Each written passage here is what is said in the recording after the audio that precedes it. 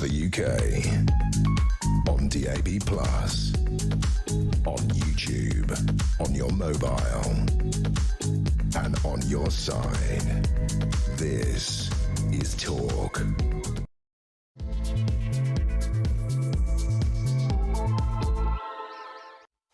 There you are. Good evening and welcome to the Political Asylum right here on Talk. I'm your host, Kevin O'Sullivan, and I'll be with you all the way to 10 o'clock. Stand by for 3 hours of news, views and topical debate. Get involved, get on the phone and call me on 0344 499 1000.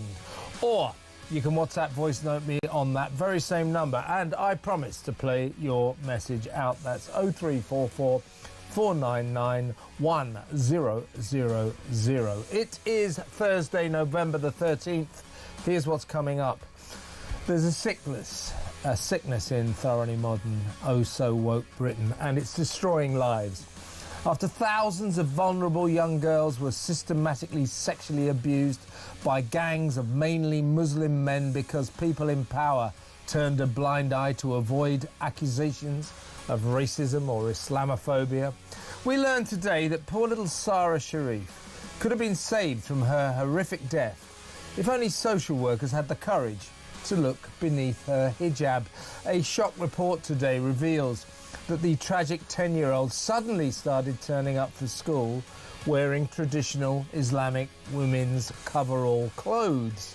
But social workers who suspected that her father was brutally beating her demurred from checking for bruises beneath the hijab for fear of causing religious offence. As a result, the monstrous Irfan Sharif carried on brutalising his daughter until she was dead. This, I'm afraid, is a story of our woefully woke times. A little girl's life was at stake, but that, apparently, was not as important as not offending Islam. This deranged deference to different cultures has got to stop. 0344 499 1000. In other news, here's a question. Why does Britain send so much foreign aid money to Pakistan? Last night I revealed that we handed over 19 million to help Pakistan's battle against child sex abuse, when we're not exactly on top of our own escalating child abuse scandal, are we? Should spend that 19 million on ourselves, our own problem, not Pakistan's, perhaps. The UK also dispatched to our grateful Pakistani friends a staggering £111 million for contraceptives. And so much more, because it turns out that for years Britain has been gifting hundreds of millions of pounds to Pakistan, a vast nation with nuclear weapons, nuclear power stations and its own space programme. Why foreign aid at all, I say, but since we seem to be stuck with it, why does such a disproportionate amount of our international aid funds go to Pakistan? 0344 499 1000. Also tonight, will Home Secretary Shabana Mahmood accept the recommendation of the Independent Commission on UK Terrorism and allow ISIS bride Shamima Begum back to Britain? Should she? 0344 499 1000. This outfit is worried about what it calls, and I quote, the inhumane and degrading treatment of the outcasts like Ms Begum who languish in their camp city in the wilderness of the Syrian desert. Are you worried about that? 0344 499 1000. And since this woman who ran away to side with our terrorist enemies has been stripped of her British citizenship, what's her predicament got to do with us? Frankly, who cares about a dangerous traitor who, if she did return to the UK, would present a serious security threat? 0344 499 1000. Plus, more trouble at the truth-twisting BBC as it emerges that Newsnight also doctored Donald Trump's January the 6th Capitol Hill speech. Unbelievable. Do that lying lot at the state broadcaster ever get anything right? 0344 499 1000. Also on tonight's packed show, Doncaster nurse Bethany Hutchinson joins us with astonishing new revelations about the bloke in boxer shorts who invaded the female changing rooms at their hospital and sat there goading the nurses, asking them when they were going to get undressed. He calls himself Rose Henderson, identifies as a woman, but looks like a prize fighter after 15 rounds with Mike Tyson. 03444991000. Also, the latest on missing kid Gus Lamont, who vanished into thin air in the remote Australian outback 6 weeks ago. Fascinating story.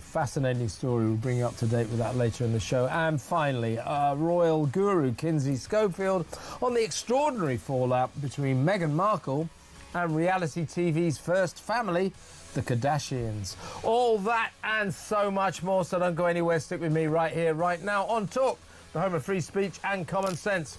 Let's spend Thursday night together. We've got a lot to get through, so let's go straight over to my first guest. He'll be with me for the first 60 sizzling minutes of tonight's Political Asylum. He is Senior Fellow at the New Culture Forum, always my Thursday friend, Philip Kisley. Welcome, Philip. Oh, hi, Kev. It's great to see you. Always a pleasure, mate. Listen, let's talk about Pakistan. Very strange syndrome. Because it was last week, I believe, we revealed the extraordinary story that as part of our foreign aid programme, you know, we seem to continue to send millions and millions and millions of pounds, billions actually, of pounds abroad. You know, when we could well do with it here. Why we do this, I don't know, but we do. But it turns out that for the past few years, most of it, or the biggest amount of it, has gone to Pakistan. So last week, we revealed that £111 million of British money went to Pakistan to help fund its family planning programme. And in effect, £111 million of our British taxpayers' money paid for contraceptives in Pakistan. Well, you know, I'll leave people to ruminate on that, but that one beats me. Last night we revealed that another £19 million went to Pakistan, that's just gone to Pakistan, to help Pakistan deal with its child sex abuse problem. Now, again, you know, I wish Pakistan well with its family planning programme. You know, and I wish also Pakistan well with its efforts to tackle its sex abuse problem. You know, nobody likes that.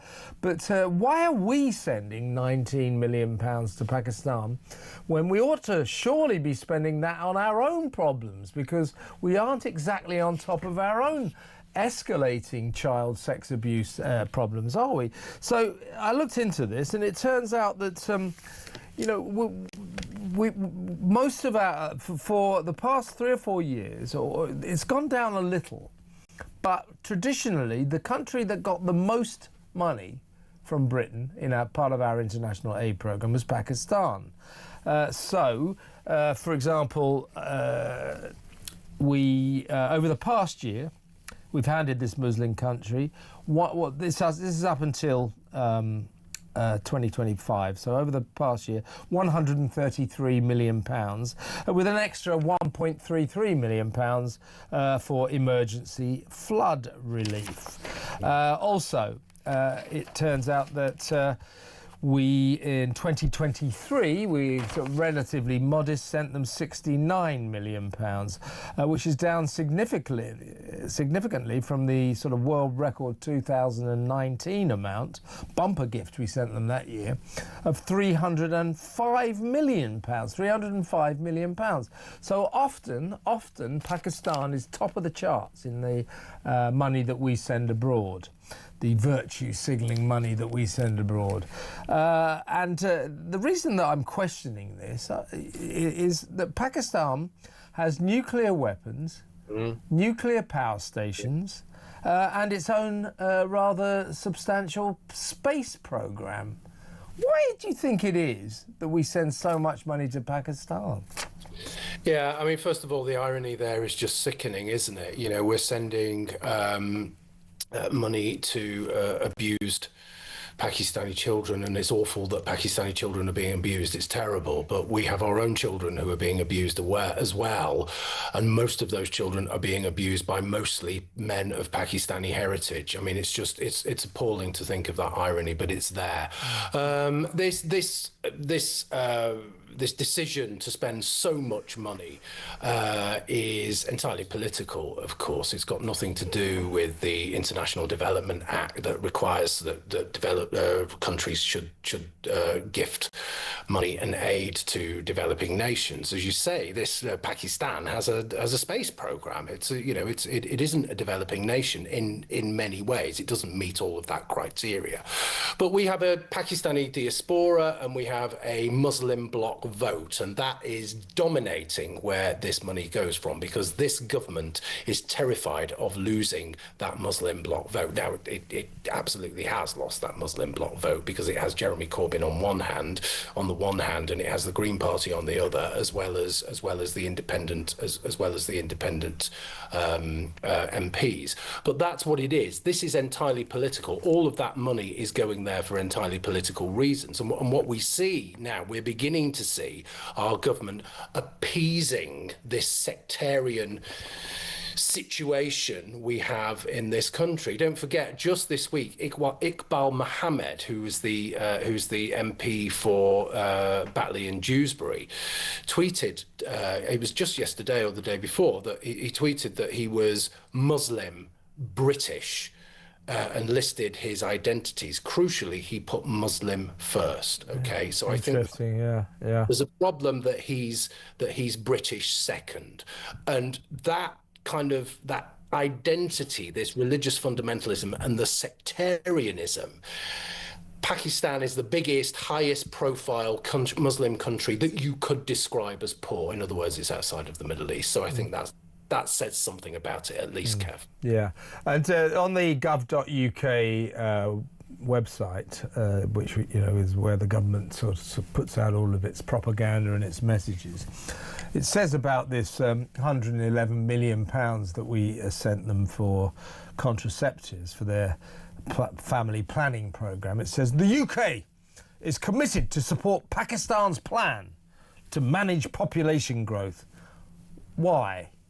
Why is the UK committed to support Pakistan's plan to manage population growth? I think, I don't mind, I wouldn't mind Britain saying, well, that's a good idea, you're overcrowded, well, good luck with it. But to then follow that up by saying, here's £111 million for prophylactics, I've got an issue there. What's going on? Well, this is all about priorities, isn't it? And as much as anything, all of the reasons I said before, but it's all about this ridiculous virtue signaling as well. And there is a sense that, the Pakistani community, the Pakistan and the Muslim world means more to many people in this country than Britain does. So when people used to be on the campaign trail for elections, by-elections, local elections, and so on and so forth, it used to be domestic welfare and infrastructure that is the key. Now they're talking more and more about, well, the obvious example, Kev, is Gaza, isn't it? Yeah. But they're talking about all of the issues in the Muslim world, and this is an issue in the Muslim world. We are beginning to see this as a dominant issue of human rights now, and of course, in reality, it's nothing to do with us. The roads are falling apart. We've got a government that simply doesn't work. The country is grinding to a halt. We're on the cusp of an economic breakdown, and we're sending money to Pakistan. It's absolutely insane. It certainly is. And also around the world, just generally foreign aid. I think we have to start talking about this. Yeah. As everybody says, the international aid minister is the only minister in government who has to go to committee to justify why he hasn't, or he or she has not spent enough. They have to reach their quota. Used to have to be 0.7% of GDP, gross domestic product, but now is 0.5%. So we used to send abroad £15.3 billion. I believe it's now down to about 12 billion. But it's 12 billion pounds. That's a hell of a lot of money to send. I don't know. We discussed this the other week. Some of the, it's for things like dancing lessons in Tanzania, and how to juggle, and how helping Guatemalans give up smoking and things like this. And you say, what is this nonsense for? We need this money. And the political types will tell you, the Westminster bubble boys and girls will tell you, oh, well, when we send money, we did literally, Philip, you probably heard this one, but we did literally a few years back send a significant amount of money to China to help teach their peasants how to grow rice. Yeah. We also sent a lot of money to India because and you ask why, because they've got a very big space program, landed on the moon not so long ago, didn't they? We were talking, I think, about Ethiopia. We sent something like 4 million quid to Ethiopia to help them produce their own Spice Girls. And so the bubble boys and girls, it's true. I didn't know that one. It's true. I'll look it up for you in a second. But the Westminster gang will tell you, oh, well, it's not always actually about aid. It's about soft diplomacy. We send money to China and India, so we can keep in their good books because they're big economic powers. It's like, well, that's not good enough. That's not good enough. We need that money. There are so many problems in this country that we could be spending this £12 billion on and spraying it abroad because it makes life a bit easier for our lousy government when they're dealing with these other countries. That is not a justification.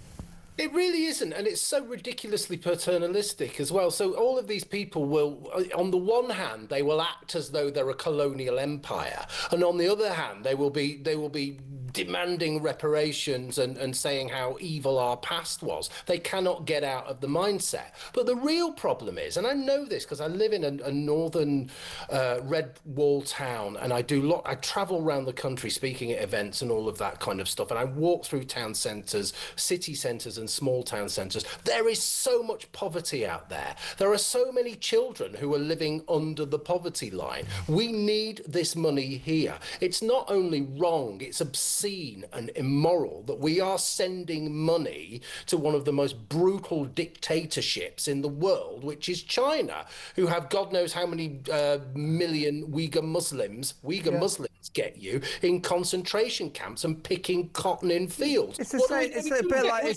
Are we going to be sending money to North Korea next, or Russia? Where does it go from here? And also sending money to the Chinese to teach them how to grow rice is a bit like them sending us money to teach us how to make fish and chips or something. It's ridiculous. Anyway, just before we go to break, for your edification, Dr. Kisley, £5.2 million in 2017 went to Ethiopia to help them develop or create their own version of the Spice Girls. Their Ethiopian girl band was called Yegna, which means hours in Ethiopian. So, that's a good use of our money, isn't it? What do viewers think of that? I'd love to know. If people could phone in, I'd really love to know. That's a very good question. Listen to the doctor, folks. What do you think about this? I mean, specifically, we're talking about this strange syndrome that year after year, the country that gets the most of our foreign aid is Pakistan.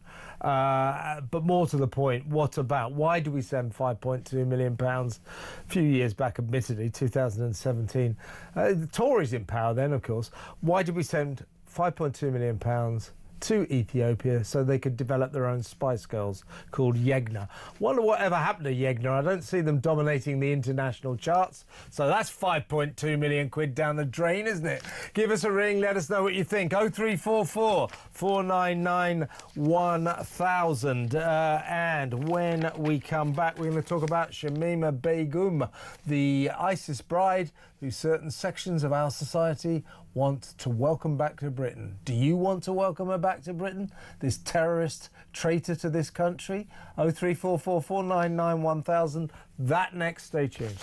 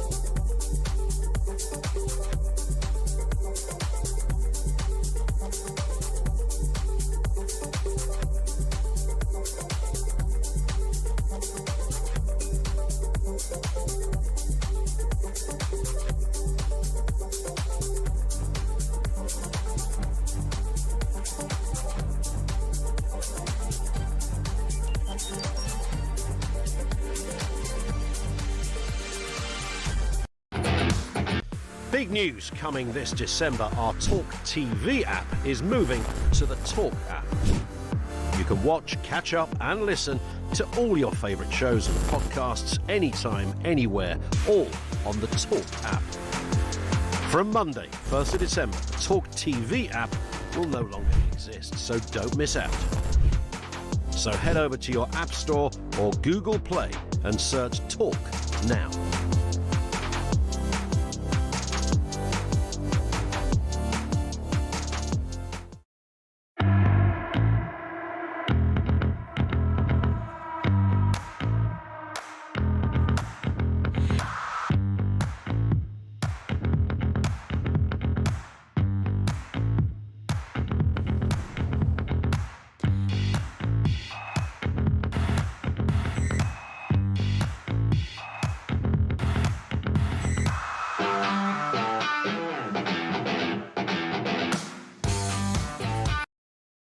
Across the UK, on DAB+, on YouTube, on your mobile, and on your side.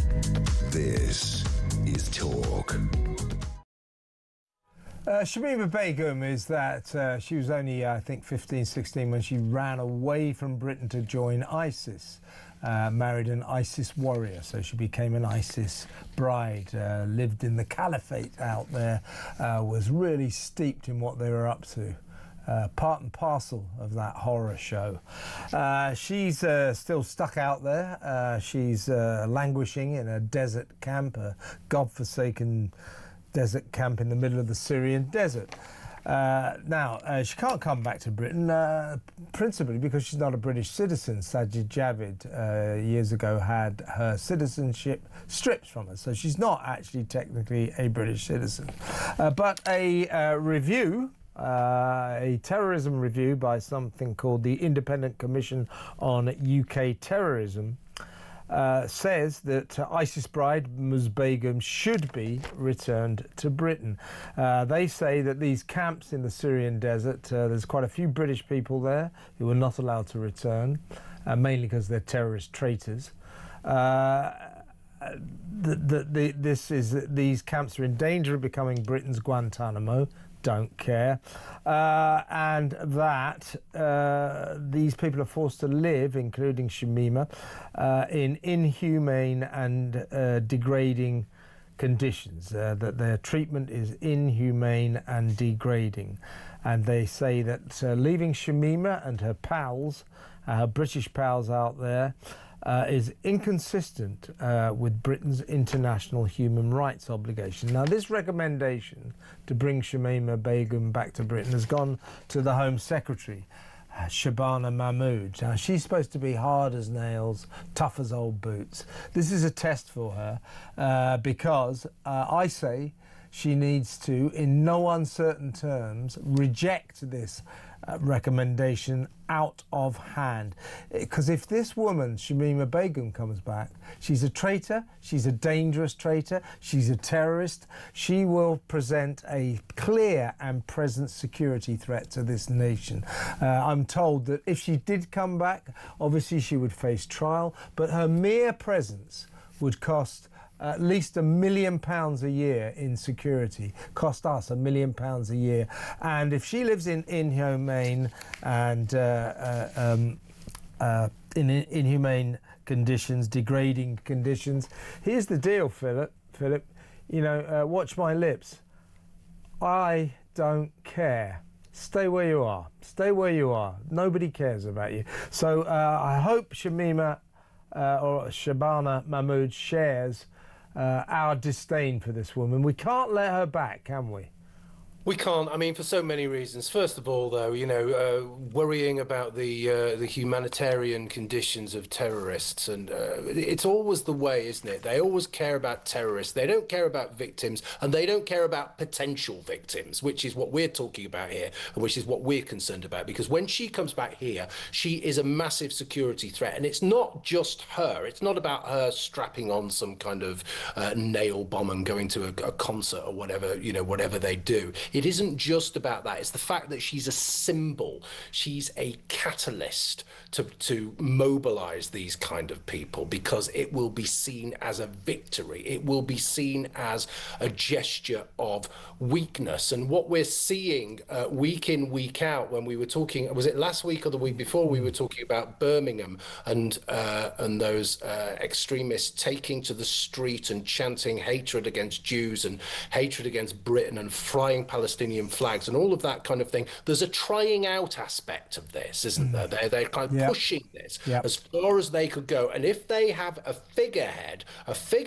who's been part of who was married to a terrorist, and you can describe her as a terrorist because she was part of that, coming back here and pretty much saying all is forgiven, come back, everything's going to be okay, you can get a job in a supermarket and just carry on leading your life, then where do we stand with all of this kind of stuff? Where is the justice in any of that? What about the people who were beheaded? What about the people who were murdered? All of that stuff. This is ridiculous. So I think this is an incredibly important decision. And if she caves on this, then we are in real trouble, because we will see the lunatics, the Islamists, the terrorists, the potential terrorists mobilized and coming for us. I really do think it's that bad, Kev. I agree. And this outfit called the Independent Commission on UK Terrorism, they estimate that there's between 50 and 70 British nationals, including, I guess, Shamima Begum, although technically she is not a British national. The majority of these people are women, and there are between 12 to 30 children there as well. Half of them are under the age of 10. So where did they have these kids? Out there, I'd suggest. This outfit is saying, this commission is saying, the government should facilitate the voluntary repatriation for British nationals, including those deprived of British nationality. It should appoint a special envoy to oversee repatriation and inform returnees of the likelihood of prosecution. Well, I've got a better idea. Just leave them there. They all ran away to join ISIS. They joined our enemies. They became terrorists. They helped in the fight against us. They armed themselves. They took part in this campaign of terror against the West. This is years ago when she ran away in the first place. So what's the big urge? What's the big need to bring them back? You're stuck in the Syrian desert, you don't like it, consider it a punishment. Who cares? What are they talking about?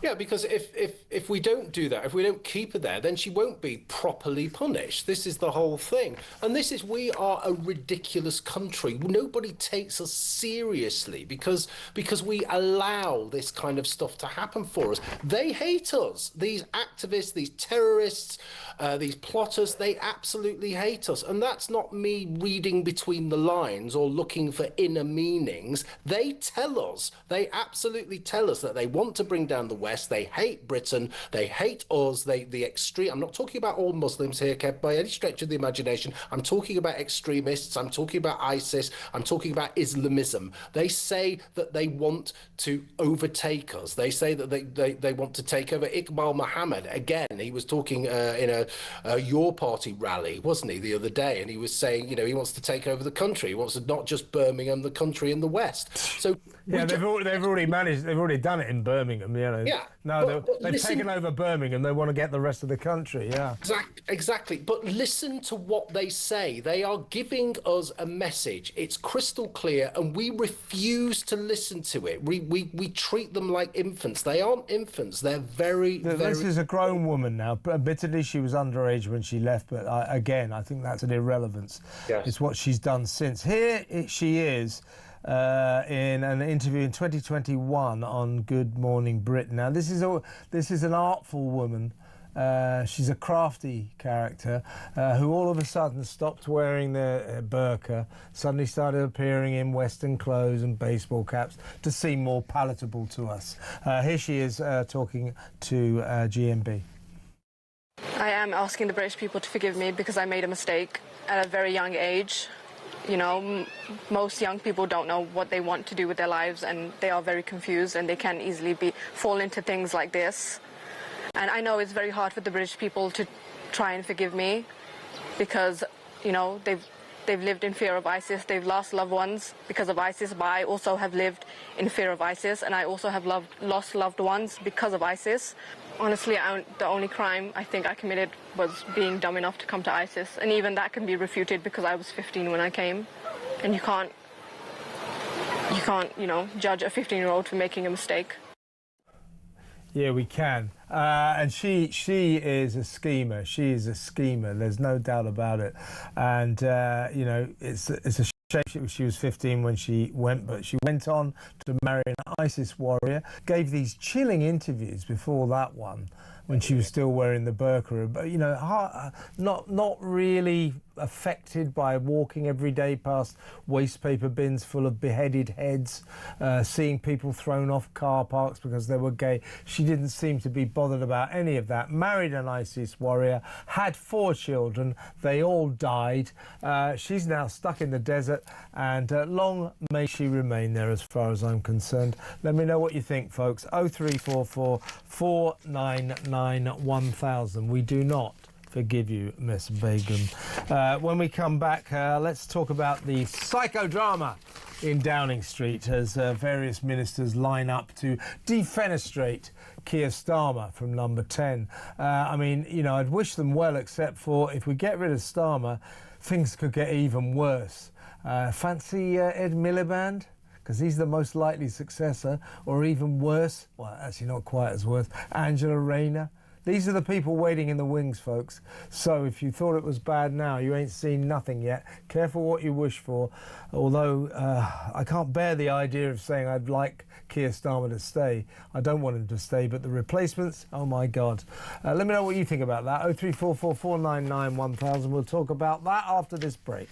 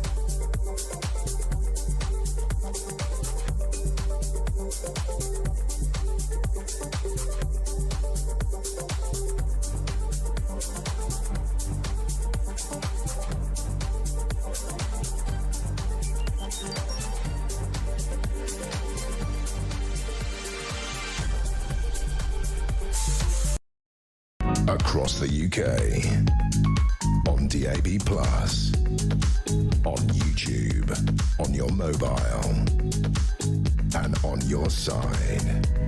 This is Talk. Welcome back. I'm still with Senior Fellow at the New Culture Forum, Dr. Philip Kisley. Philip, let's talk about the psychodrama in Downing Street. The story so far, Starmer's gone into full bunker mode. There's no doubt there are major plots against him. Labour have had enough of this useless lump. They need a better Prime Minister, otherwise they are doomed to disaster at the next election. They know that. And many of them are thinking we need to get rid of him sooner rather than later. Chief amongst them, of course, is the Health Secretary, Wes Streeting, who's been busy protesting his innocence. Sounds like an episode of Traitors. It's absolutely disgraceful. Yeah, right, Wes. Yeah, we believe you. You're totally innocent, aren't you?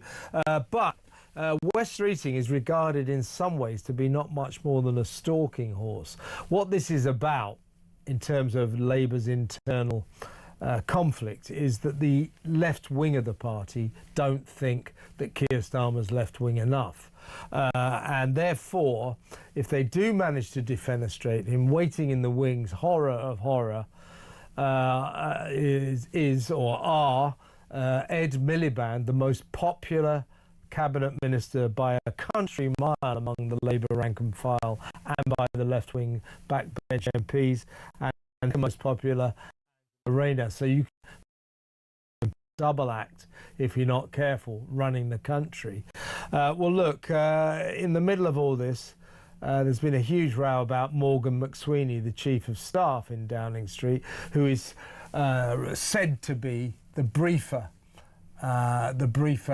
against Wes Streeting. He's saying Wes Streeting's the man, Wes Streeting. Now, Wes Streeting, as I say, went on the media round protesting his innocence. If you believe that, I've got some swampland to sell you in Florida. But nevertheless, Keir Starmer has apologised to him and said, sorry, you shouldn't have been cited. And Wes Streeting has made it pretty clear that it's Morgan McSweeney who's been doing all the briefing against him. So the briefing war is the big story in Labour. There's no doubt Starmer's in big trouble here. This is serious. But here he is today on the briefing war. I've been talking to my team today. I've been assured that no briefing against ministers was done from number 10, but I've made it clear that I find it absolutely unacceptable. If it transpires... So you're saying it didn't come from Downing Street? I've been assured it didn't come from Downing Street, but I'd be equally clear that whether it's this case or any other, I intend to deal with it. If it didn't come from Downing Street, where did it come from? And will you sack the person who's responsible? Well, I will absolutely deal with anybody responsible for briefing against ministers, cabinet ministers or other ministers. Gone by Christmas. No, I think he'll probably go straight after. A lot of people think he might be gone by Christmas, but and he's in serious trouble. Make no mistake, this is serious. I think they will cling on to him, or they'll let him stay there until the local elections next May, where Labour will be absolutely flattened, absolutely thrashed, and then they'll say, right, he has to go, and a new person will come in, a new broom, to try to save the day. But there you go. So he's apologised to Wes Streeting. I don't think he should have done that, to be honest with you. But the real person he's got to worry about, I mean, and this is so terrifying, it's off the scale, is this guy, Ed Miliband, the nut zero crazy man, because he's the popular one. He's the one that left-wingers want. Him being Prime Minister, it just doesn't bear thinking about. But here he is earlier today on Times Radio. I think it's been an unfortunate 2 days, to put it mildly. But, you know, these briefings happen. They're bad. I'm sure Keir's absolutely furious about it. And I tell you, though, the thing that sustains you in politics through these turbulence, and I have been around a long time, and I remember the Blair Brown briefings, which were actually far worse than this. And what sustains you through this turbulence is mission. Having a sense of mission, having a sense of values, knowing where you're going. And that's what this... And you know, my advice to my colleagues is stop looking inwards. you shouldn't really comment on people's looks, but he is a weird-looking bozo, isn't he? He really, really is. Anyway, he's waiting in the wings as well. Anyway, so when Ed is talking, Crazy Ed is talking about the briefing against ministers, the person doing it allegedly is Chief of Staff Morgan McSweeney. You remember Morgan McSweeney? They said, oh, he'll get rid of Sue Gray and he's an amazing operator. He'll turn Labour into a lean machine. Yeah, right, yeah. He's as useless as the rest of them, absolutely hopeless. But he's the guy in the frame, and bad news for him. Bad news for him, I'm afraid, Philip. After the Prime Minister refused to be drawn on Morgan McSweeney yesterday at Prime Minister's Question Time, Kemi Badenoch directly challenged him on it. Are you going to get rid of your Chief of Staff? He didn't say anything, so that wasn't particularly confidence-inspiring for Mr McSweeney. Today, even worse, Keir Starmer has declared his full confidence in Morgan McSweeney, so he'll be gone by tomorrow, right? Poor Keir, eh? Infamy, they've all got. I think that's kind of essentially what it is. Mind you, you're talking about looks. I was just looking at Keir Starmer then, and I'm alarmed to see that I'm dressed identically to him. So I'm going to have to change. Well, you're a bit of a fanboy, aren't you? You know. Well, you know, I'm out of the closet now. I'm going to have to change my style. I mean, the key point here is you're absolutely right, Kev, when you say it isn't.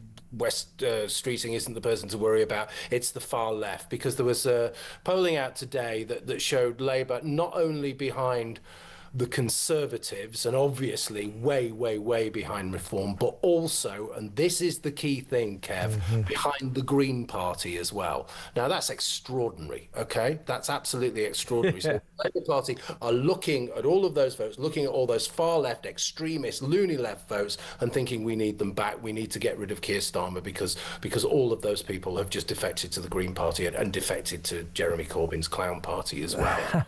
So I think there's so much stuff going on here. He is essentially, you know, he's a dead man walking, isn't he? It's just a matter of time. It's when they decide to swing the axe, not if. And I suspect, I mean, a lot of people in Westminster are genuinely saying gone by Christmas.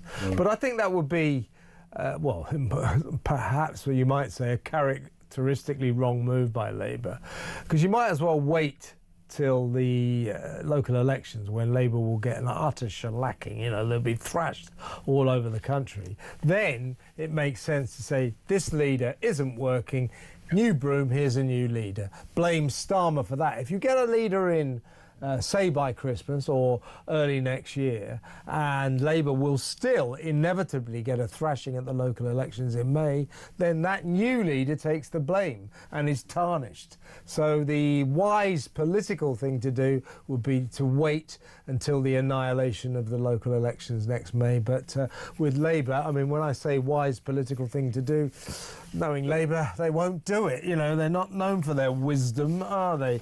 Let's go to break, because we've got a lot to talk about the BBC next. Incredibly, you'll love this, Philip, incredibly, it turns out that, you know, Panorama's in big trouble for doctoring that famous January the 6th, 2021 speech by Donald Trump. It's triggered a $1 billion lawsuit. We're hearing that the corporation may apologise tomorrow, grovellingly.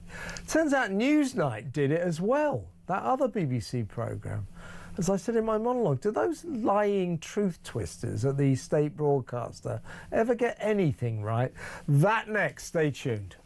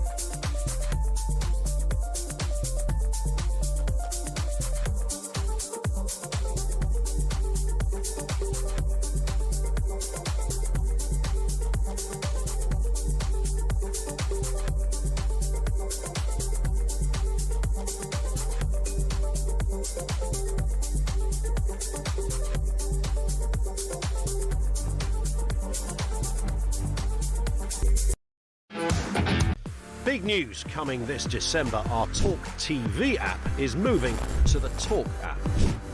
You can watch, catch up and listen to all your favourite shows and podcasts anytime, anywhere, all on the Talk app. From Monday, 1st of December, the talkTV app will no longer exist, so don't miss out. So head over to your App Store or Google Play and search Talk now.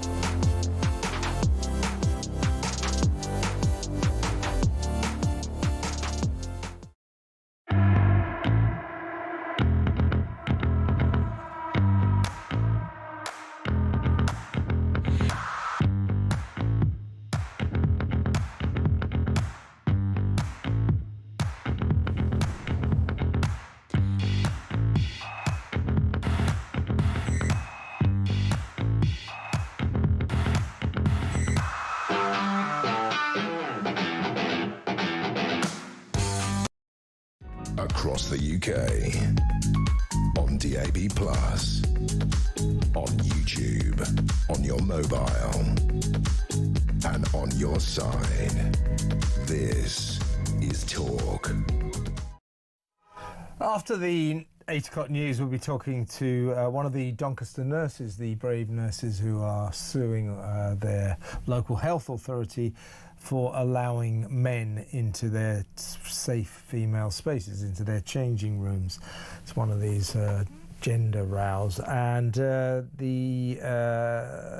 we'll find out all about the guy who identified as a woman, called himself Rose Henderson, but his real name's Tyler Henderson. He's the one that marched around amongst them with his boxer shorts on, with holes in the boxer shorts, proving to them very, very obviously that he was not a woman. It's a disgusting thing to do.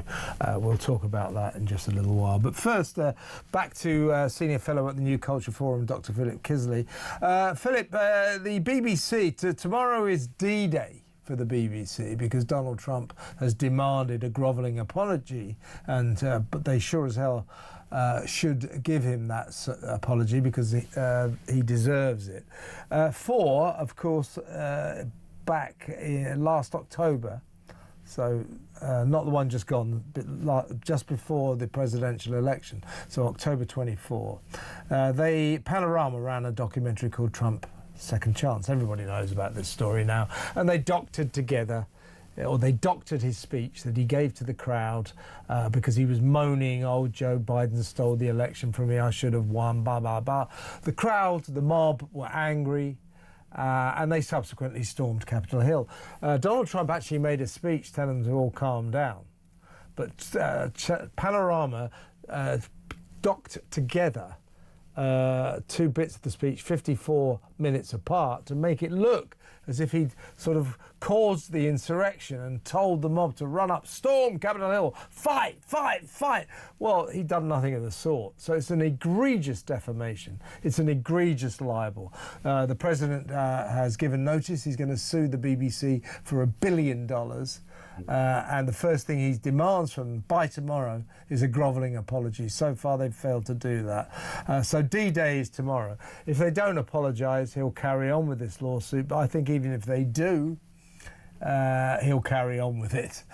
So they're in deep trouble there. But it now turns out, incredibly, that a couple of years before that, an episode in 2022, Newsnight doctored footage of a different Donald Trump speech and ignored concerns that were raised about it.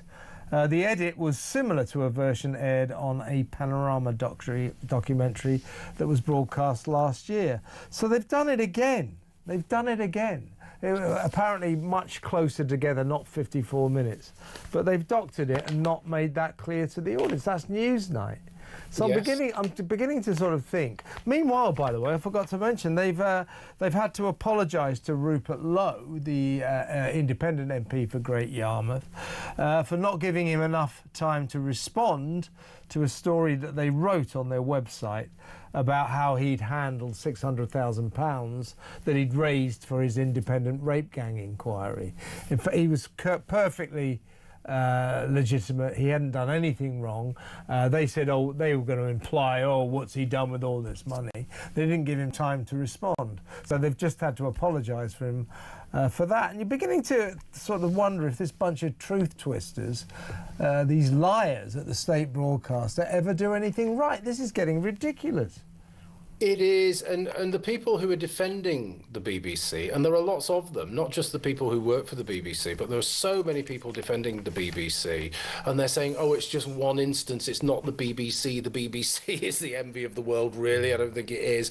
And then, of course, this transpires as well, and it's exactly the same thing. It's making out that Donald Trump is inciting violence. It's absolutely outrageous. But I think what we really need to do is push here as a nation. If we're going to stop, if we're going to attack this mind virus that is just destroying our nation, then we need to defund the BBC and get rid of the BBC, because it's one of the main carriers, as we can see. The point is, they're not even sorry about this stuff. They don't, they actually think, oh well, it's only Donald Trump. He's horrible. Yeah, they don't think you can. Hitler. They think you cannot defame Donald Trump because they've got Trump derangement syndrome, and they think he's just awful. He's so awful that it's impossible to put him in a bad light, a worse light than is the reality. Incredibly, Philip, their defence,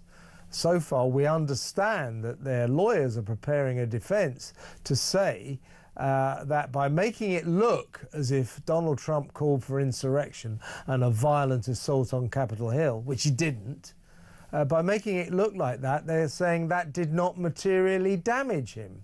Now, they showed that documentary, Trump, A Second Chance, just before last year's presidential election. So just before. So, he got away with it. He won the election comfortably. But to say that this did not in any way materially damage him or his chances is nonsense. And it's hard to imagine a worse defamation, a worse libel. And at Newsnight, this was obviously last year, a couple of years before this, June the 9th, 2022, Newsnight did the same thing. They spliced together bits of his speech to make it look as if he was calling for trouble, calling for insurrection. It's because they hate Trump so much. They think this is justified. Yeah, but also they're totally divorced from reality. They live in their own little bubble, and everybody who works from the BBC comes from the same background. They're all chattering class, middle class, soaked in identity politics, virtue signalling buffoons who just think that they are right about everything, and everybody who disagrees with them is wicked and evil. So once you characterize those people as wicked and evil, then you can say what you want about them. You can do what you want. You can call them all sorts of names. And of course, Trump, as I said before, he's the personification of all this. He is literally Hitler. So anything we do is justified. And that's where we are. All of these people, they're all the same. They all go to the same universities. They all train at the BBC. They all come from the same places. They all have the same background, and they all think this is the crucial thing. The BBC bangs on about diversity. These people all think the same thing, and they all live in the same fantasy land. Yeah, they can't get it through their heads. The magnitude of the situation is pretty clear.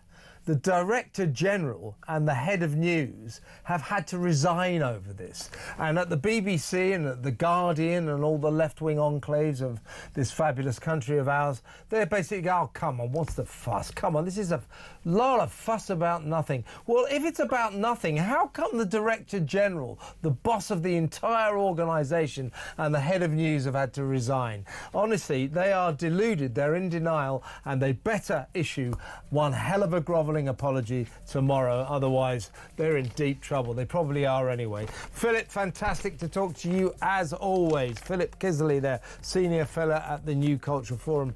When we come back, we're going to talk to one of the Doncaster nurses about what went on in their safe female space at their hospital. That next, stay tuned.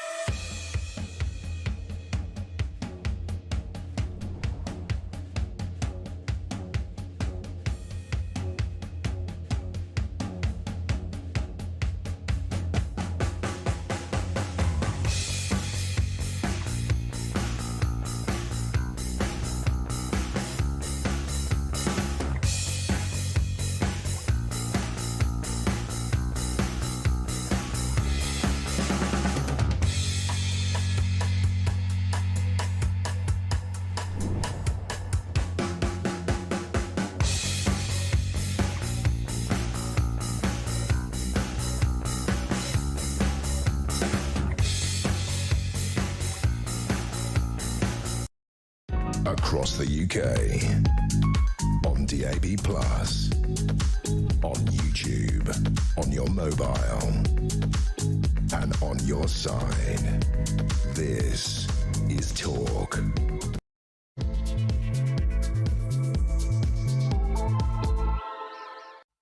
Welcome back. In about 20 minutes or so, we're going to talk about that poor little girl, Sarah Sharif, who was beaten to death by her father. Now, she suddenly started turning up at school wearing a hijab. Social workers already suspected he was beating her up, her dad. But they demurred from looking underneath her hijab, underneath her female Muslim clothes, because they feared causing offence to Islam.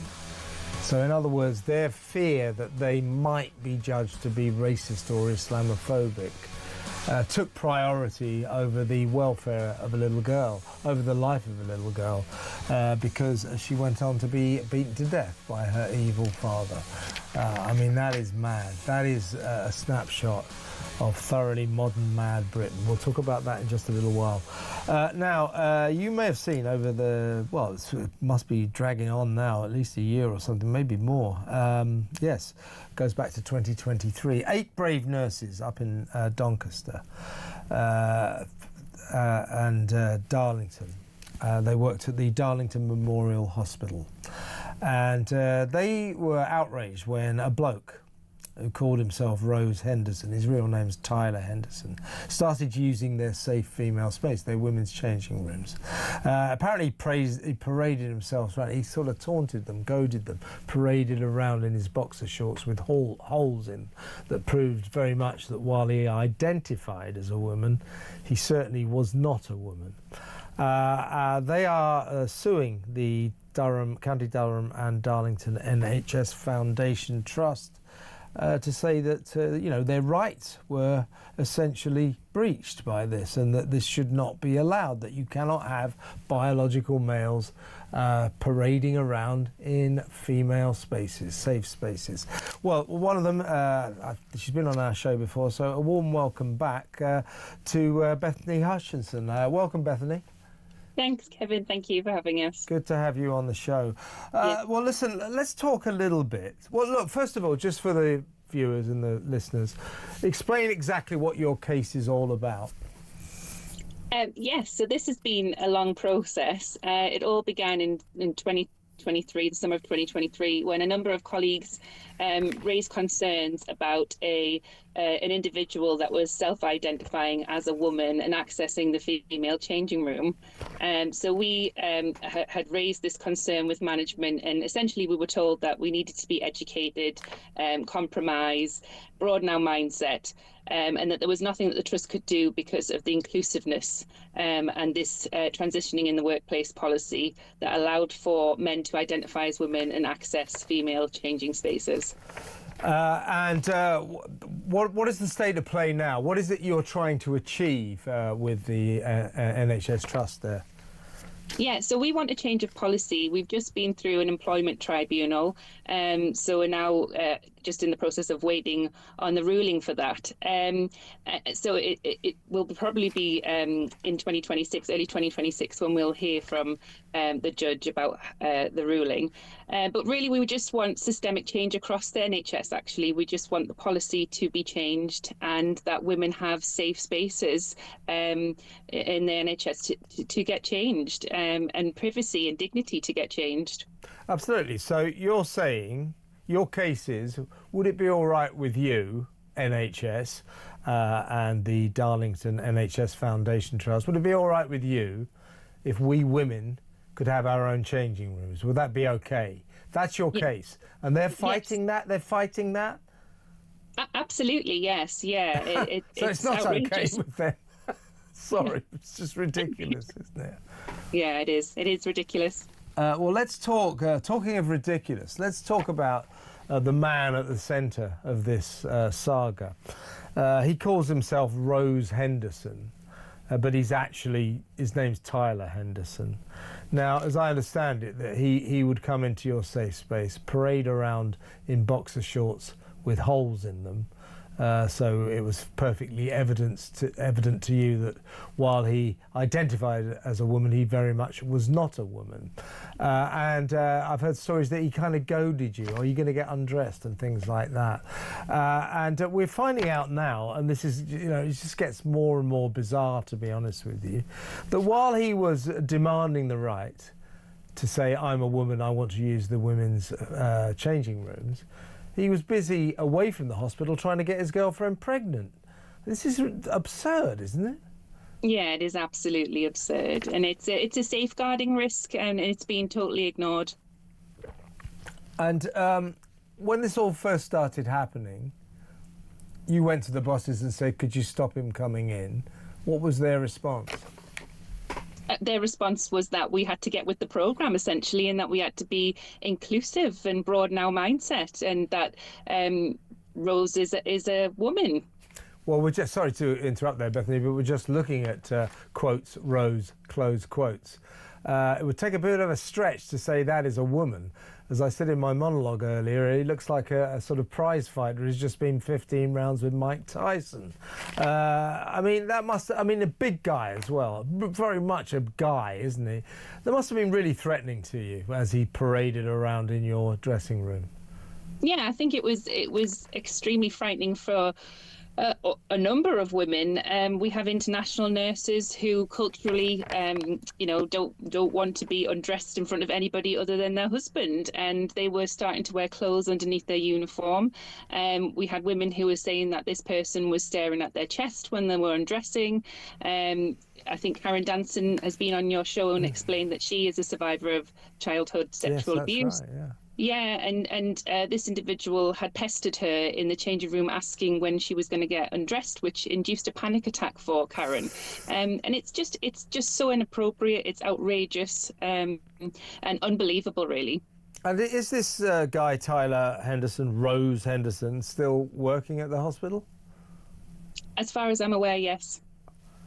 And so the story here is that the authorities, the NHS, your Darlington Foundation Trust, essentially they're backing him and fighting you.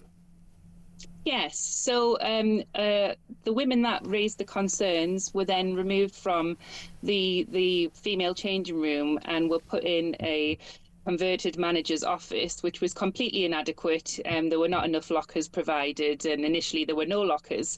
But through disclosure and through the tribunal process, it was discovered that there had been a discussion between the Associate Director of Nursing and senior staff within the trust. And it was revealed that the room they put us in wasn't even fire safe. The discussion led to money and how much it would cost to make the room fire safe. And I believe it was between £7,000 to £9,000, to which the Associate Nursing Director said, oh, I can't justify spending money on that. And this is just appalling, because they can afford to spend a huge amount of money defending a man accessing the female changing room. And it just goes to show what County Durham and Darlington NHS Foundation Trust feel about their employees. And I mean, didn't the Supreme Court ruling about biological sex, which incredibly, after 5 years, the greatest legal minds in the country decided, drum roll, a woman is someone who's born a woman, a man is someone who's born a man. Quite why that took the finest legal brains in the country 5 years to conclude, I still don't know, but they did come to the right decision.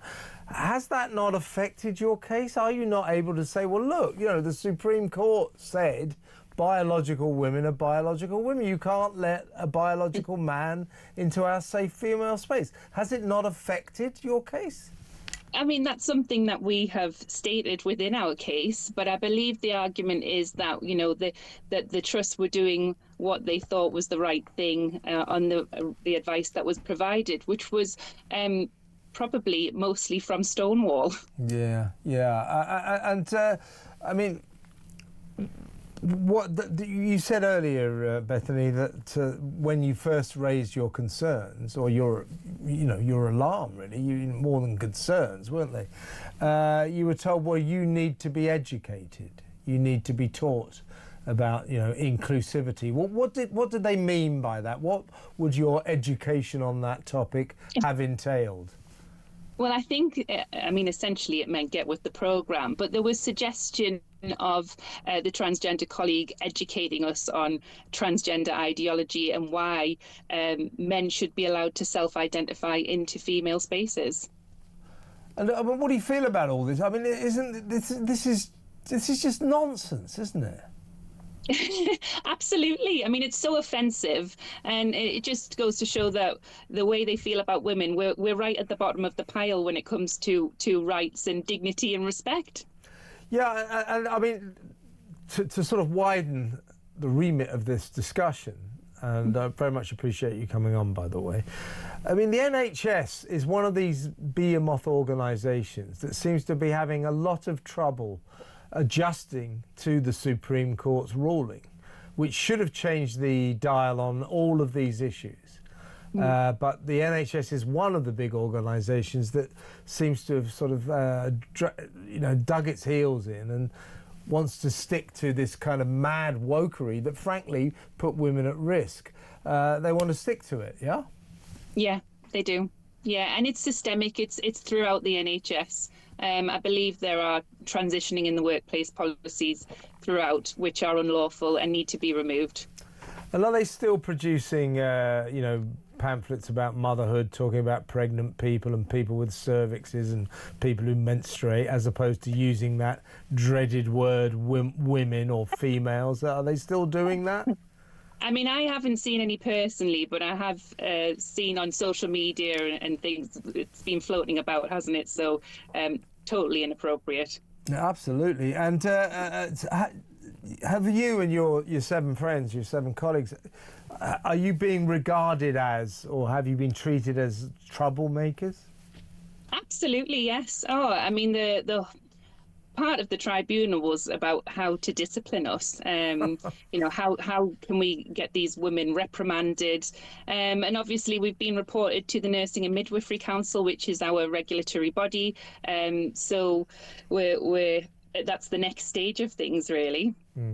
Indeed. I think it was Karen Danson that came on my show, yeah. I think it was about a year or so ago. And I mean, she was telling us her harrowing story. It was particularly traumatic for her because she has been sexually assaulted herself. So, not showing Karen, I mean, all of you deserve full sympathy, but being unsympathetic towards Karen, who's suffered sexual abuse herself, I mean, that is heartless on an epic scale, isn't it? Oh, it's absolutely disgusting. Karen needed surgery, and she actually requested that Rose wouldn't be present in the surgery because, it's ethically and morally wrong to have somebody in surgery when you've got a court case going on with them involved. And she was told that we'll have to cancel your surgery because it's not fair to Rose. It'll hurt his feelings. So we'll have to cancel your surgery and move it to another time, and didn't give her a date or time. And I mean, it's just so inappropriate, so degrading for Karen. And she's an absolute warrior. She's a champion. I love her. She's amazing. Yeah, she came on the show. I remember her. But I'd forgotten that element of the story. That's extraordinary, isn't it? That she required surgery. And they said, oh, by the way, that guy who's been parading around in the changing rooms that you're involved in a big legal dispute over, he'll be one of the nurses. I mean, you couldn't make that up, could you? No. You couldn't. It's just so disrespectful. And it's insensitive. It's very insensitive. How are you all of you, the brave eight of you, how are you all coping? How are you feeling? We're exhausted. It's been all-consuming. It's been very stressful, but we're determined. We are absolutely determined. So if the ruling doesn't go in our favour, we will still fight. Well, absolutely. Well, it must go in your favour. It must, Bethany. What about you personally? Do you have a family or anything? Or I do. Yeah, I do. I have a husband and 2 small children. And I do feel a bit robbed of moments with them. My daughter's just lost her first tooth and I wasn't able to experience that moment. So I do feel slightly robbed, but it's worth it in the long run, especially for her. Hopefully she'll be very proud of me one day. And how's your husband taking your brave stance and all that goes with it? He's very supportive, very, very supportive. He's very proud of me and all the other claimants in the case. Well, you deserve your husband's pride. Now, when do you think all this will be over? Oh, well, we're hoping that the ruling will be early 2026, if not sooner. But the judge did say that the ruling would be next year. So hopefully then, and if we win, then we win. If we don't, then we'll keep fighting, and we will appeal. And in the meantime, you keep going to work. I mean, are they letting old Rose or Tyler or whatever his name is into your changing rooms? Are they letting other men into your changing rooms at the moment, or they've still dispatched you to this small office that's not fireproofed? Well, none of the senior staff have come to speak to us. I mean, it's a running theme throughout our case. They will just not communicate with us at all, really. So we have heard rumours that this individual has been moved to an alternative facility. Right. And we have started using the female changing room again. But nobody will confirm whether this is true or not, whether he is still in there. And do you get disapproving sort of glances and looks from the bosses? To be honest with you, our ward manager has been extremely supportive of us, and the non-clinical staff that have been pretty, have behaved unacceptably. Yeah. We don't really see them. They kind of sit in that ivory tower away from clinical staff, don't really see any of them to get disapproving looks. So yeah, we keep going to work. We keep being professional. Well, listen, Bethany, thanks so much for coming on. I want to wish you and your 7 friends, your 7 brave colleagues, all the best. And let's keep in touch, and we're rooting for you. You're going to win, I know it, because common sense is slowly but surely coming back to this country, and common sense dictates that you must win this case. Mind you, to talk about the NHS, so let's not be too confident. But look, best of luck, and thank you so much for coming on. Bethany Hutchinson there, one of the Darlington nurses. They started off, I think they started off being the Darlington 5, didn't they? Well, they're the Darlington 8 now. Well, you heard what she and her friends are fighting for. They're fighting for the right for women to change in their own changing rooms. And the hospital is demanding that they accept blokes. Big bloke with holes in his boxer shorts. You saw that guy. Tyler or Rose Henderson. That's no Rose, is it? Yeah, if that's a Rose, God knows what I am. But seriously, honestly, what do you think about that? 0344 499 1000. When we come back, we're going to discuss this very disturbing case, this report that's come out about that poor little girl, Sarah Sharif, who was brutally murdered by her vicious dad, who systematically beat her to death over years. It turns out that at one point she suddenly started wearing a hijab to school. There were already suspicions that she was getting beaten up and that she may be bruised, but the social workers who had these suspicions didn't dare lift that hijab to check whether or not there were bruises there, because it might cause offence to Islam. We'll talk about that after this break.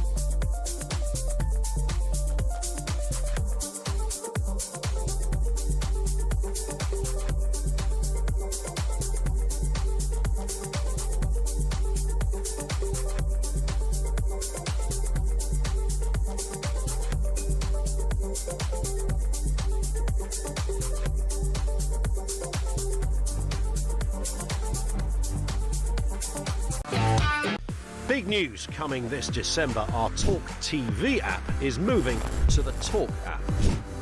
You can watch, catch up and listen to all your favourite shows and podcasts anytime, anywhere, all on the Talk app. From Monday, 1st of December, the talkTV app will no longer exist, so don't miss out. So head over to your App Store or Google Play and search Talk now.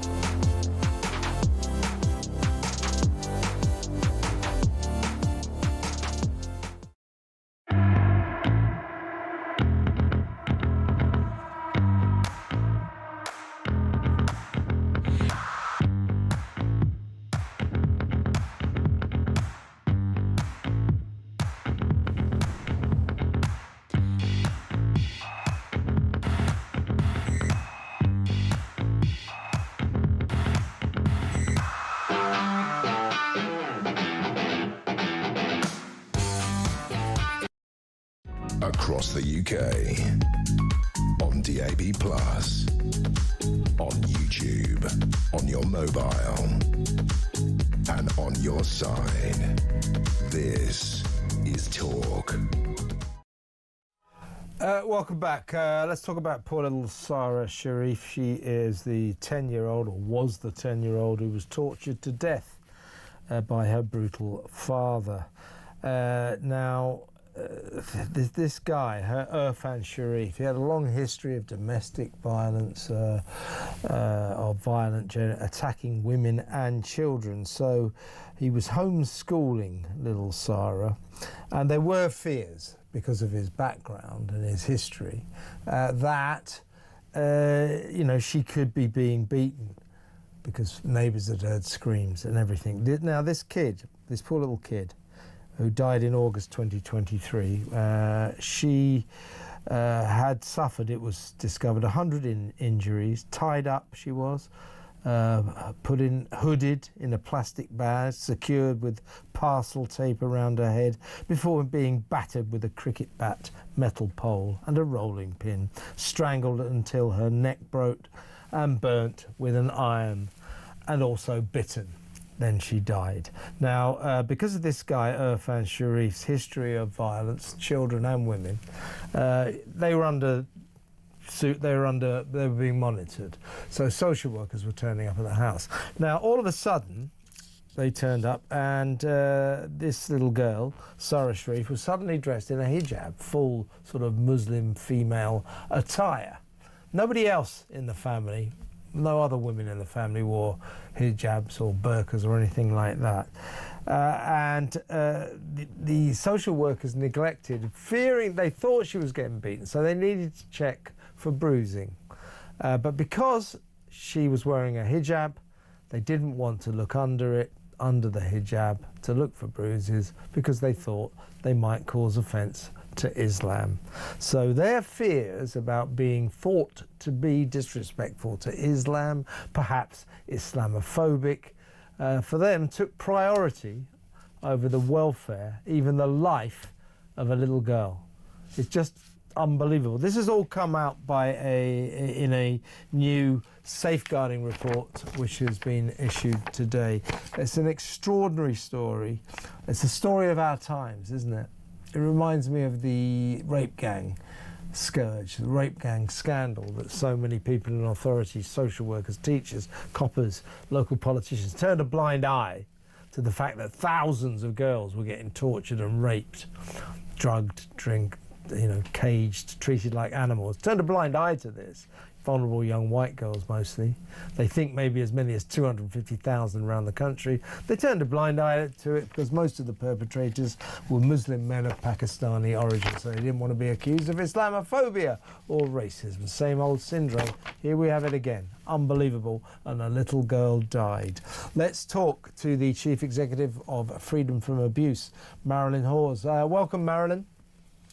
Well, I've laid out the story there. Your thoughts? Well, my thoughts I don't think are speakable on airtime.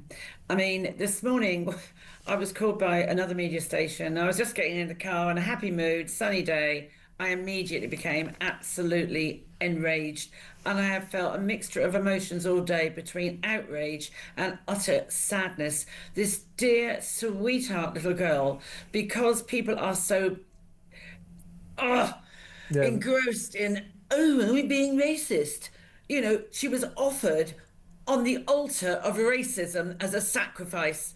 And no white, good thinking, brought up in this country with a moral compass and an ethical compass, thought to step outside of that and see this child.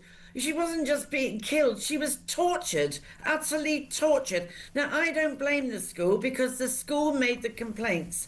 Now, I was a deputy head, and I have to say, over time, when I was in this situation, nothing like this. That if I didn't get the response I wanted, I really kicked the flesh until that door opened and I was responded to. And that's the problem.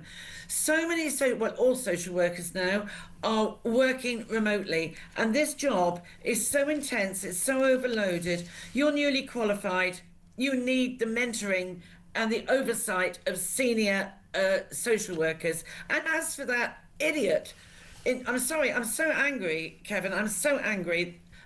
The man from, we do apologise. No, you haven't broken the dinner service or the crystal glasses. You've just smashed a child's life to death because no one did their job competently. Complete incompetence. And then they turned up at the wrong address. The day before she was killed, they turned up at the wrong address. So why didn't they find the right address? But the problem is with the system, you can't enforce entry.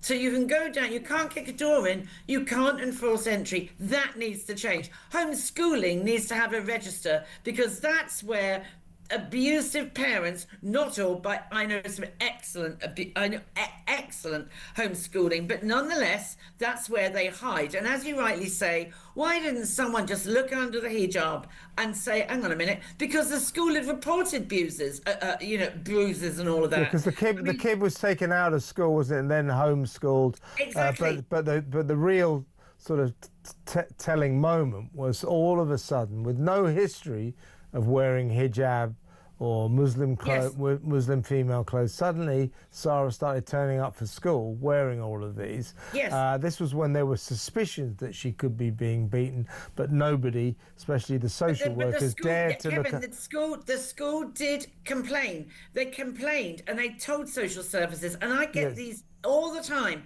from schools where you truly have to phone about 20 times and get seriously offensive before anybody in social services replies. And I get involved with it and it drives me insane. This child had been in the care of 2 foster parents. Now, over 2 years ago, any child, it's deemed, and rightly so, that any child in a domestic abuse situation is now meted as a victim of abuse. That's been around for 2.5 years. It was made law. So, we can't because we're racist. You know what? Get a life and smell the coffee. Your hands are dirtied and bloodied because you didn't respond and you were absolutely inept at your job.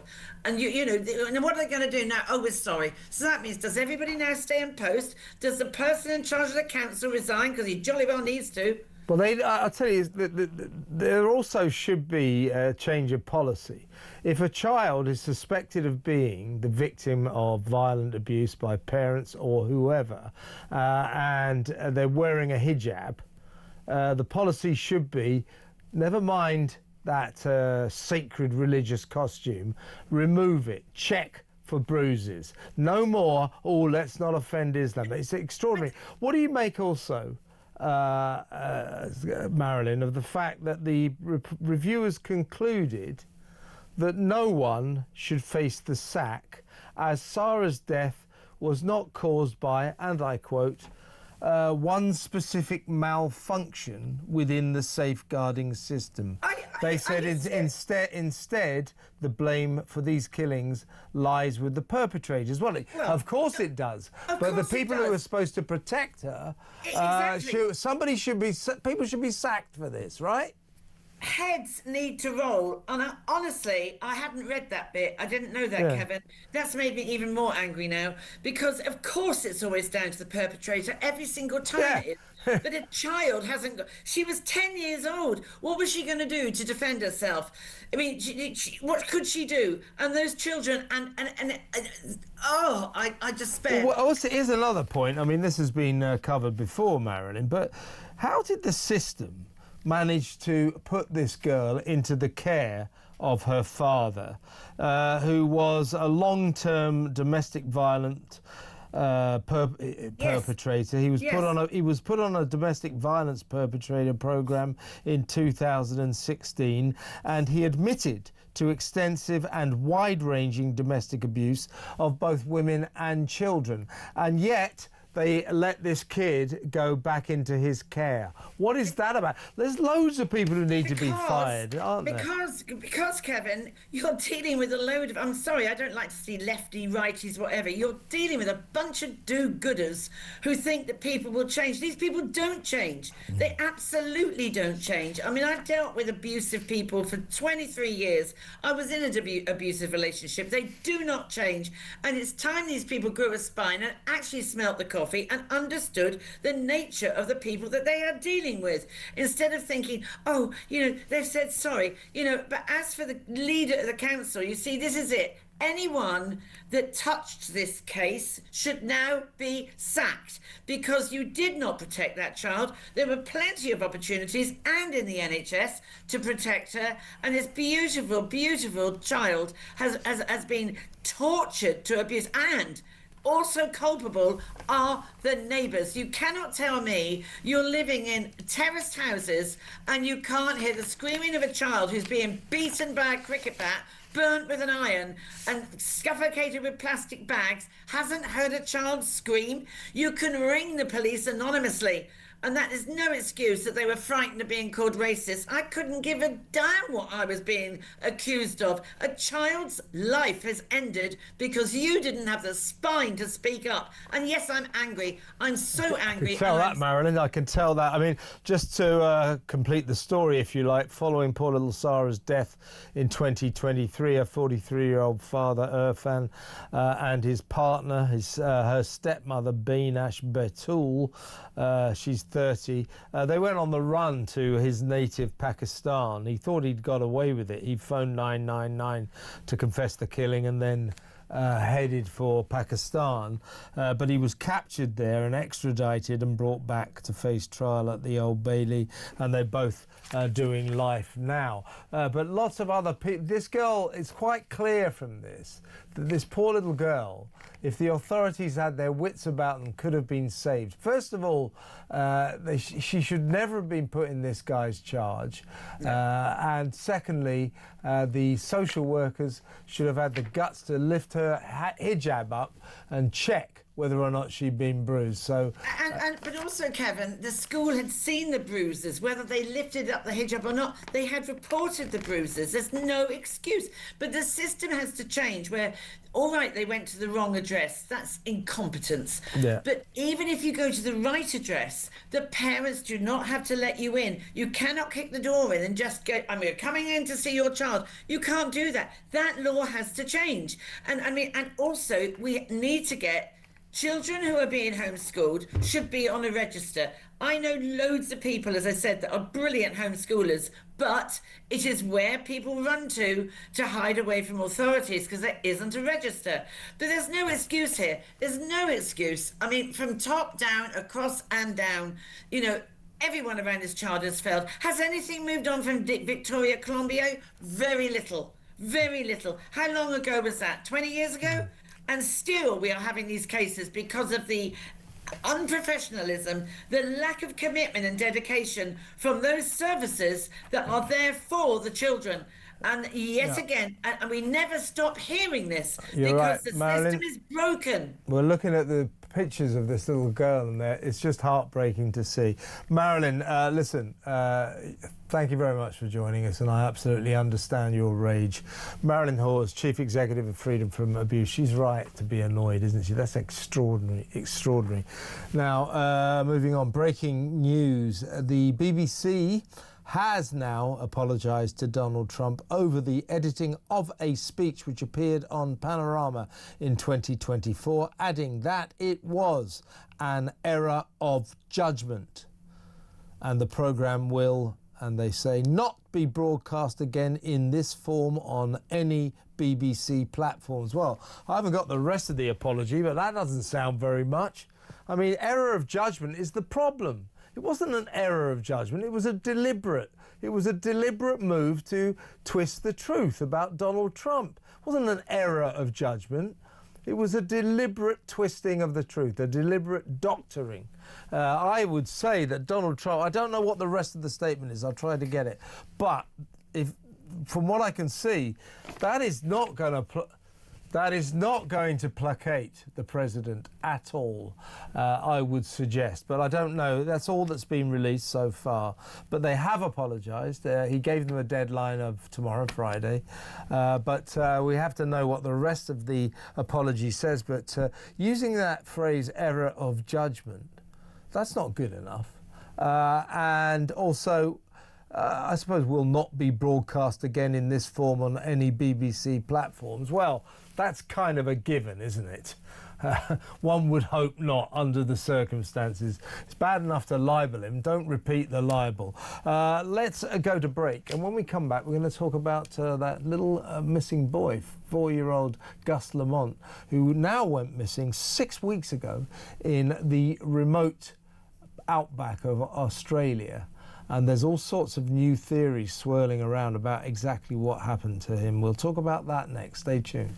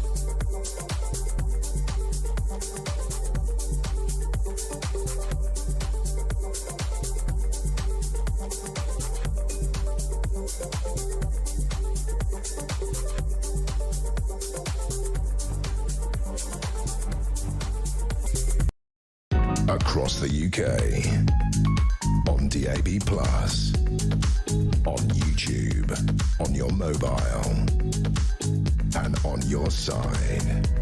This is Talk. My God, I've just seen more of this apology from the BBC. This isn't going to do anything. This is going to ignite the problem. This is incendiary. They're supposed to be apologising. He's threatening you, you idiots at Broadcasting House. He's threatening you with $1 billion lawsuit. be pragmatic. Show some humility. Say sorry. We made a terrible mistake. We're really, really sorry. That's what you do. Honestly, there's something wrong with our state broadcaster. It's sick in the head. Right, listen to this. Right, as I just said, we've got a little bit more of this alleged apology to Donald Trump. He's going to go mental when he... Listen to this. The BBC, as I said, I'll read you the first bit, as I just did. The BBC has apologised to Donald Trump over the editing of a speech which appeared on Panorama in 2024, adding it was an error of judgment. It wasn't an error of judgment. And the programme will, quote, not be broadcast again in this form on any BBC platforms. Big deal.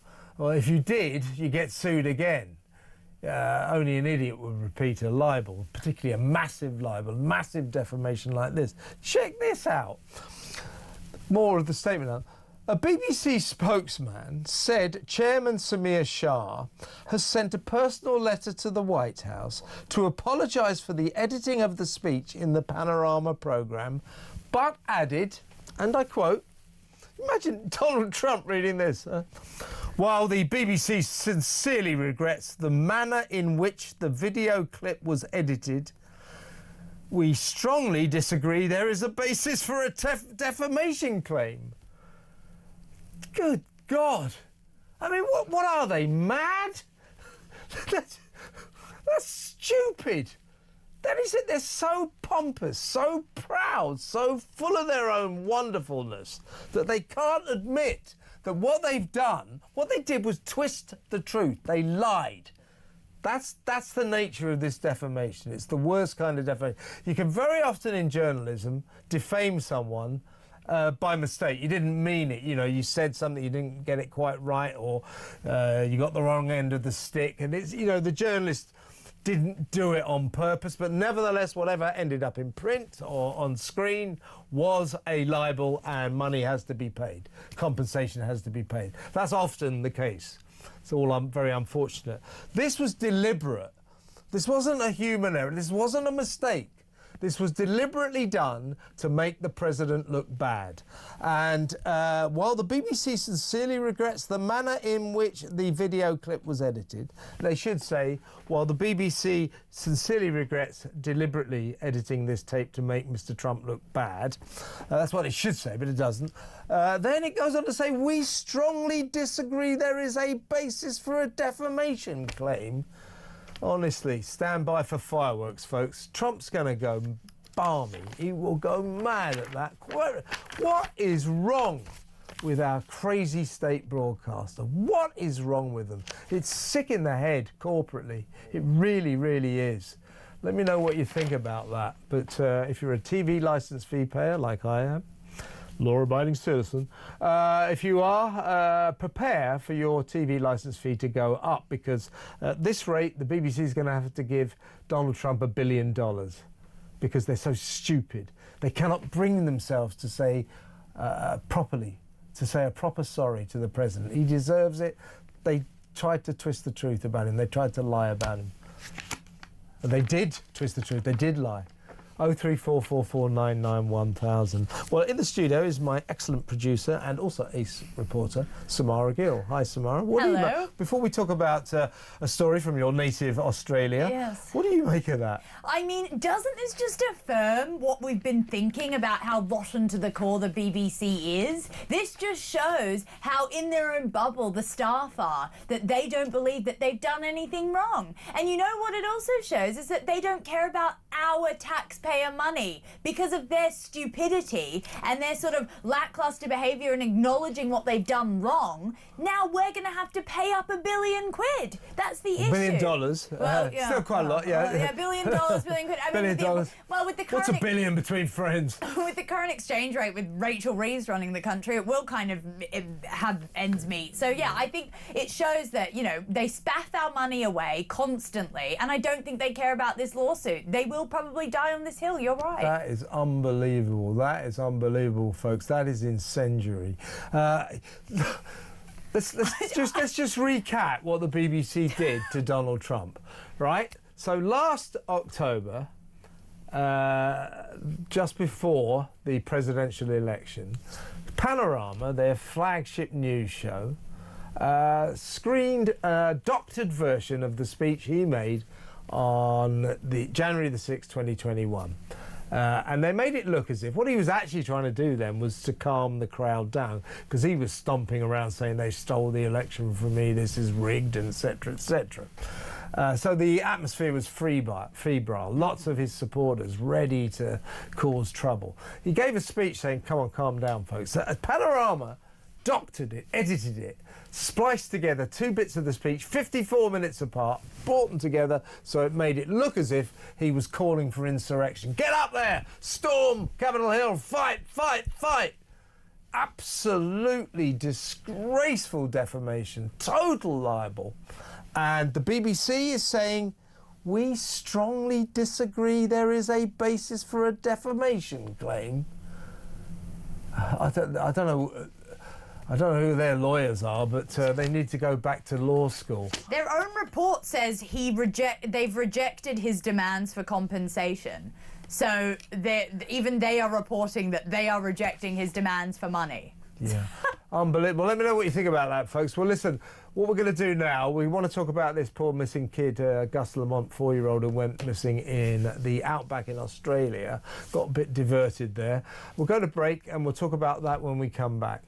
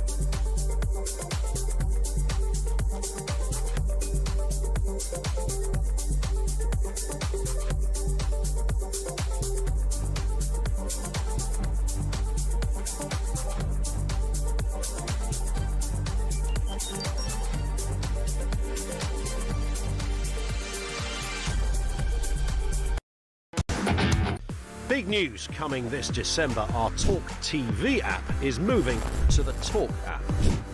You can watch, catch up and listen to all your favourite shows and podcasts anytime, anywhere, all on the Talk app.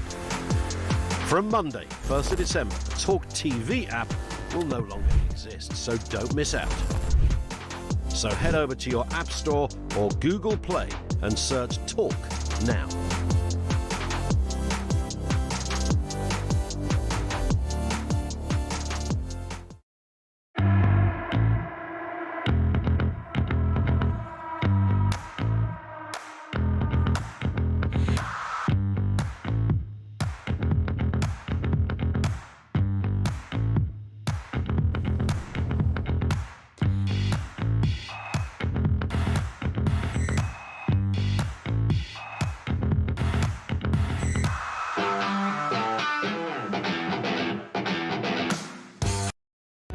across the UK.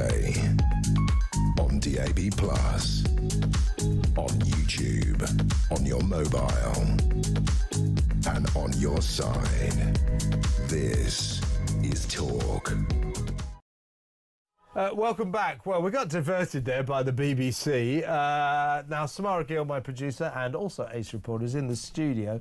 She's from Australia. Yes. So she's just the person. She's reported on this before. She's well up to speed on this case. You remember, little Gus Lamont, 4-year-old, disappeared. Well, the story is he disappeared from his grandparents' sheep farm in very remote outback of Australia. I think it's about 300 kilometres north of Adelaide, but middle of nowhere, absolute middle of nowhere. And an initial search, or the initial searches, intriguingly revealed nothing except he was playing in the sandpit, and it was Saturday, September the 27th, playing in the sandpit. His grandmother was doing the washing up or preparing dinner or something, looked up and he's gone. A massive search after that. They reported it the next day, I believe. The massive search revealed one little footprint, shoe print, 500 metres away. It's all the only potential sign of this missing kid. It's disappeared, vanished into thin air. There's been many, many more massive searches. The most recent, a huge, extensive 95 square mile on-foot search, hundreds of people going over, no sign of him, no sign of him. Now, a reporter from the British press went to see, it's a strange story, he's got this transgender granny called Josie Murray. Went to see Josie to say, well, what's the latest? Sad you couldn't find. Josie met this British reporter, Guy Adams from the Daily Mail, if you want to know, met him with a pump-action shotgun. So naturally he made his excuses and left, as they say in journalism. But a new theory about what happened to this little kid, because there's no nearby towns, there's no nearby tracks, you know, a sort of truck or a car couldn't have come around and go, let's get the kid. Couldn't have happened. It's just literally the middle of nowhere. I think it's something like 50 miles to the nearest small town or something like that. It's, you know, the wilderness. So, pump-action shotgun, and the new theory is that Gus Lamont may have disappeared 6 months ago. 6 months ago. So, Samara, what the hell is going on? I'll tell you what the hell is going on. This insular family might have a lot more to say than they are publicly. I mean, the last time we spoke, you know, we were quite hopeful. It was about 2 weeks after he'd been reported missing. And we still thought, you know, there might be a chance that we might know of anyone who's seen him, or some tracings. We had, you know, Indigenous trackers going around looking at if there were birds up above this barren landscape to see if they could see anyone going for remains. There wasn't any of that. Now, the quote that I want to tell you is what Josie said in a very rare public statement. She said, "We're still looking for him. You can't help. We are dealing with this." And then obviously she's met this reporter with a shotgun. So I'm just starting to think that Josie isn't exactly the flowery grandmother that the media once painted her out to be. I'm not putting anything on her. I'm not alleging her of anything, but she is the last person who saw him. Well, some might say she's not, he is not her. Well, you know, you've got to be careful these days, Kev. It's a trans, so Josie is trans, you know, was biologically male, so that may or may not be relevant to this very strange story. But as you say, the initial theories were wild animals, dingoes or something may have eaten this kid, may have dragged him away, but no sign of any struggle, or that someone somehow had got hold of him and put him in a truck. But that's the nearest road, the nearest track, I think, is miles and miles away. The road leading up to the property is actually 50 kilometres long in itself, I'm pretty sure. So if you were to come down into that private property, take the child and leave, that would have created a massive havoc. And there was this fake video made, wasn't there? AI video that made it look as if some guy was putting this poor... He's got a little massive, a mop of curly white hair, very distinctive looking kid. That was a fake.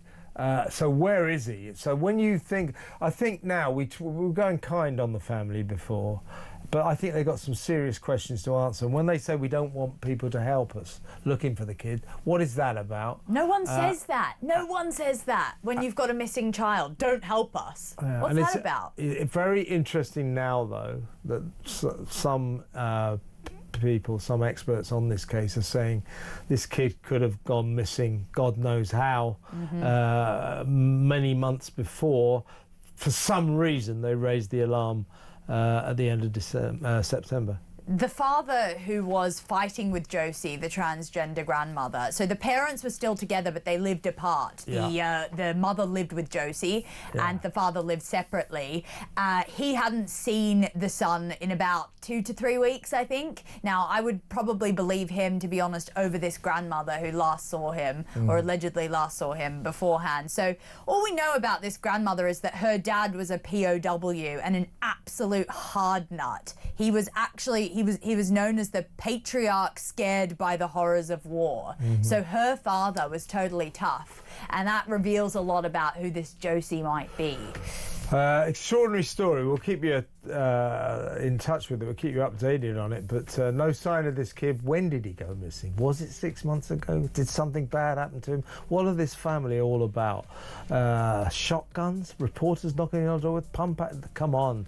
Something strange about this. Samara Gill, thank you very much for that update. We'll keep you posted on that story. When we come back, we are going to be talking to the great Kinsey Schofield, our royal guru, who's in London, but not in the studio. But we'll talk to her afterwards about the latest happenings on Planet Sussex. So I think you better stay tuned.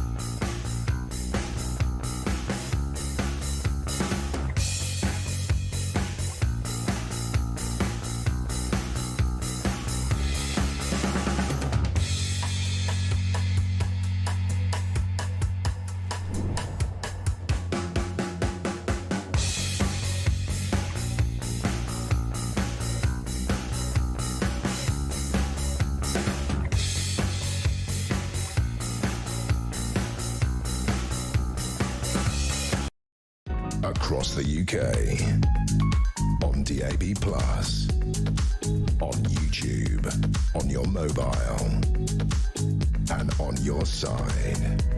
This is Talk.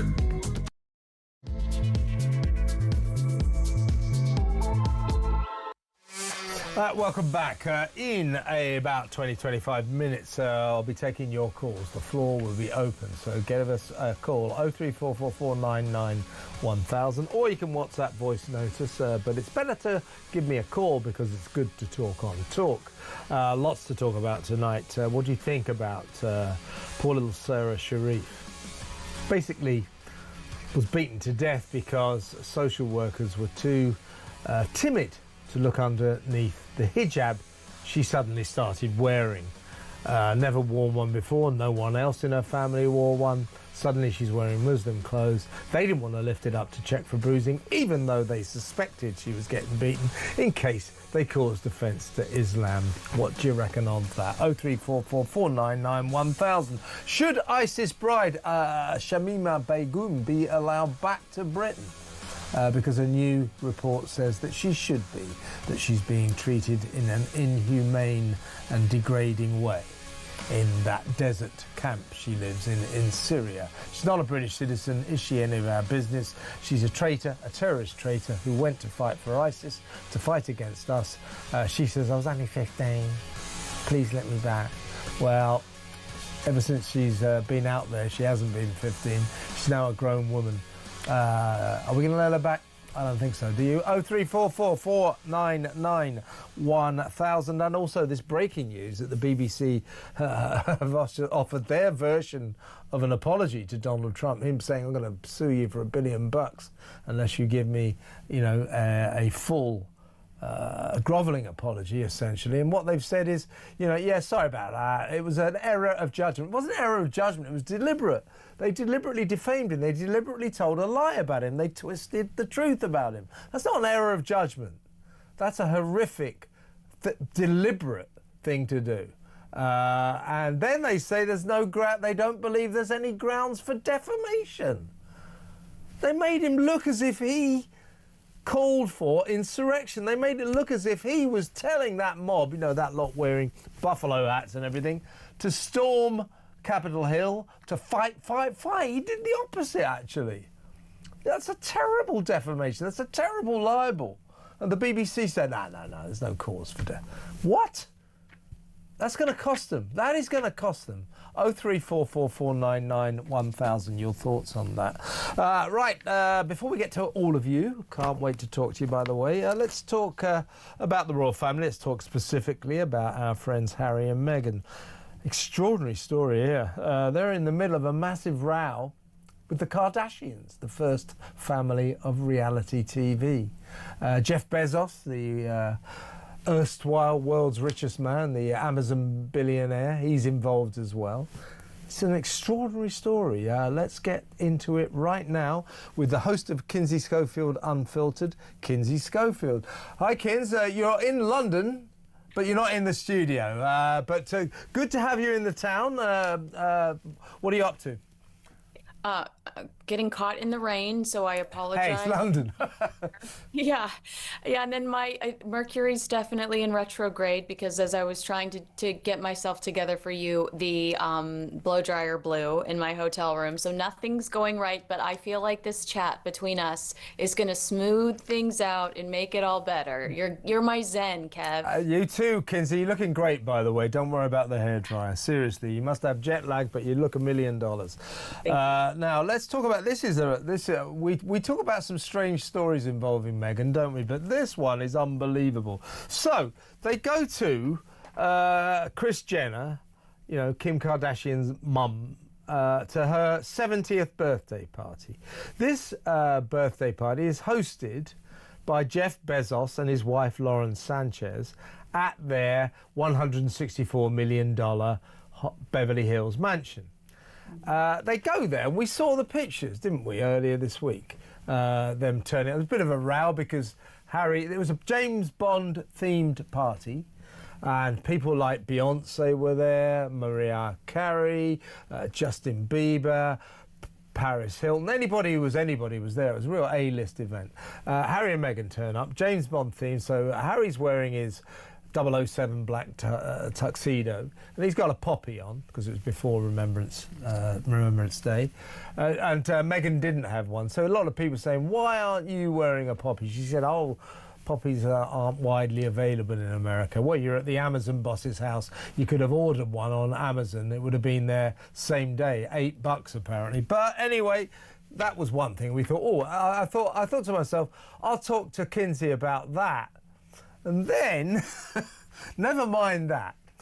So that, as you would imagine, turning up and inside the party, photographers, you know, star-studded, lots of photographs taken, and then Kim Kardashian, the queen of reality TV, and her mum, Kris Jenner, put out pictures of all the celebs, and you know they put out a sort of file of the pictures on social media, an Instagram roundup of all the celebs who was there.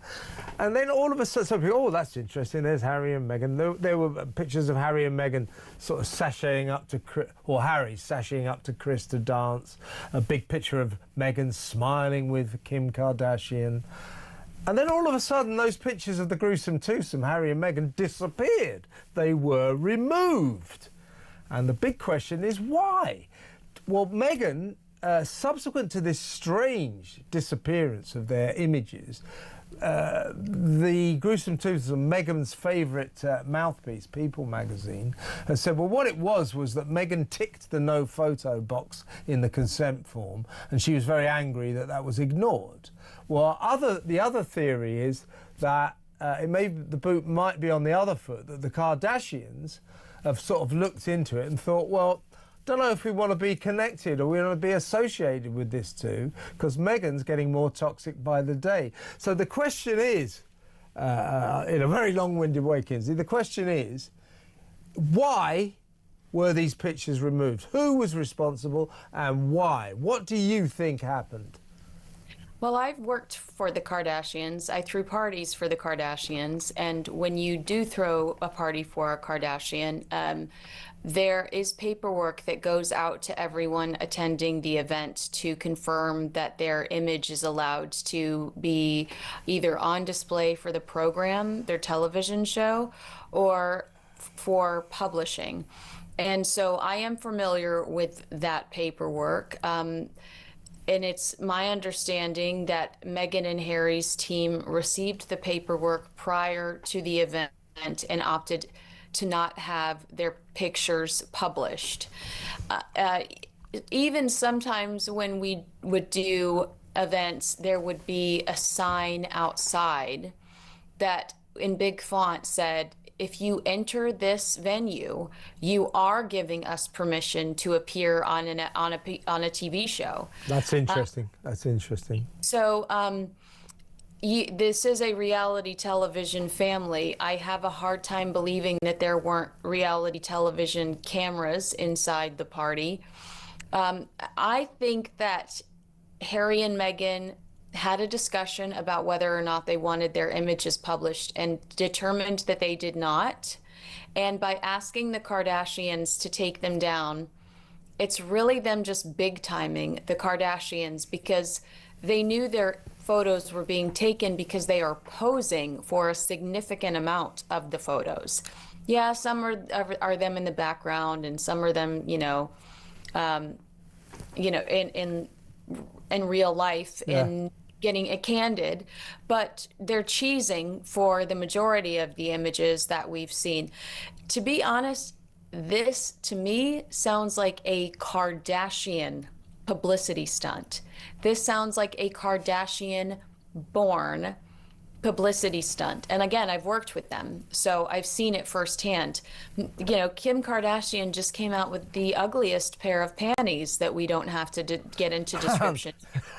But she just came out with this foul set of underwear, not because women want to purchase it and they sold out, but because she wanted the press. She wanted to shock the country. This is a woman that, is only on the scene because of a sex tape with Ray J. She used to organize real celebrities' closets, and she transitioned into this celebrity and pop culture personality by doing these outrageous things. So the Kardashians know how to execute a stunt. Once a picture is out on the internet, it lives forever. Mm-hmm. There's no way Harry and Meghan really think they're going to get images taken down and that we're never going to see them again. I mean, I've seen Harry in Vegas plenty of times.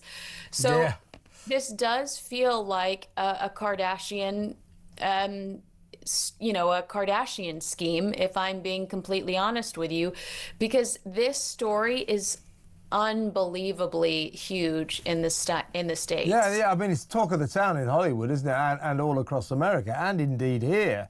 Now, you know, if you take an alternative view, let's, you know, I think the alternative view is that Harry and Meghan are trying to tell the Kardashians, no, we're in charge. We're royalty. Yeah, that now, if that is the case, I mean, I take your point. You know, the Kardashians are pretty good at playing the media game. But if it's the case that, in retrospect, or that Harry and Meghan decided, oh, we don't really want our pictures to be put on social media, please take them down, and Kris and Kim did do that. Well, what's being bandied about is the Kardashians are not at all happy about this, and by extension, nor are the hosts of the party, Jeff Bezos and Laura Sanchez.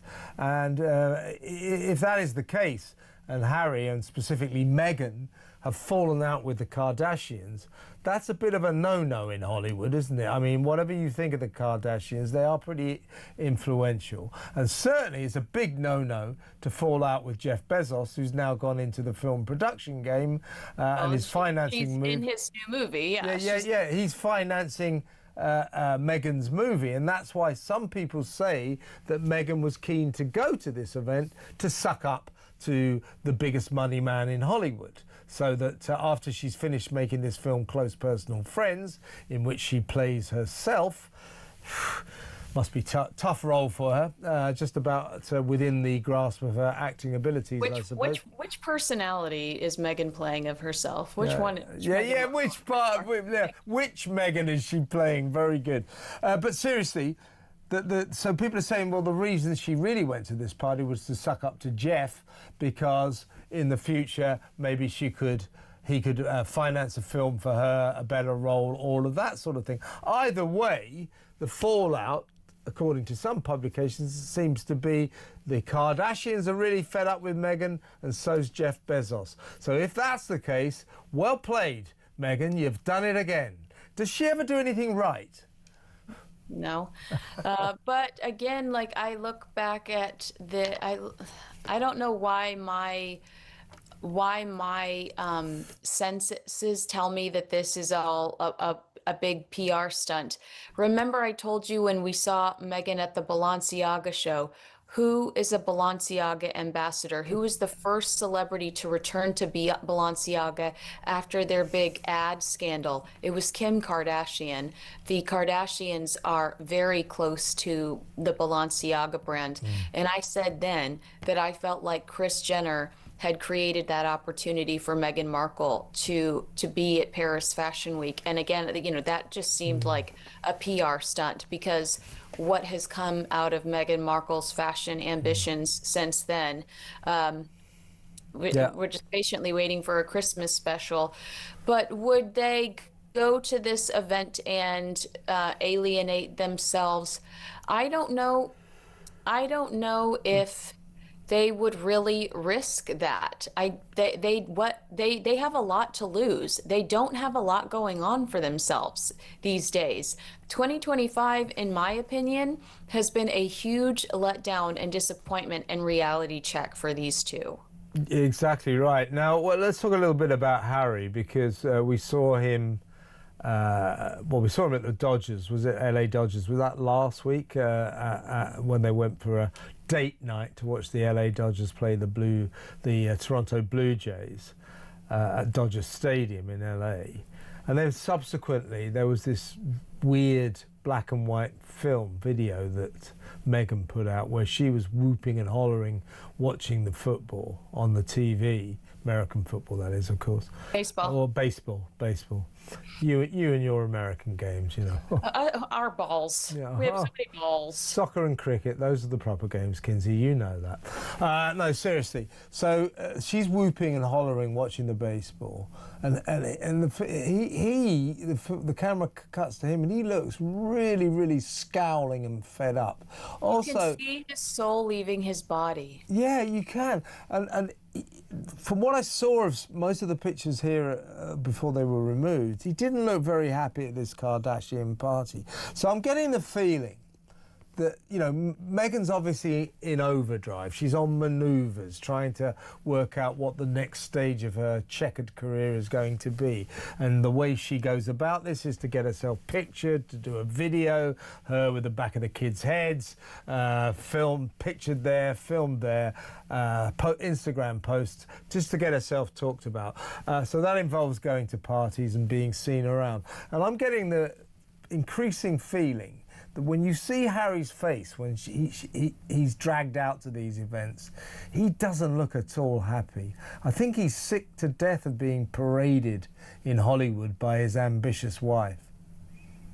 I agree, and they were because they had the baby-to-baby event that night as well, so they were likely crawling out of that party after midnight.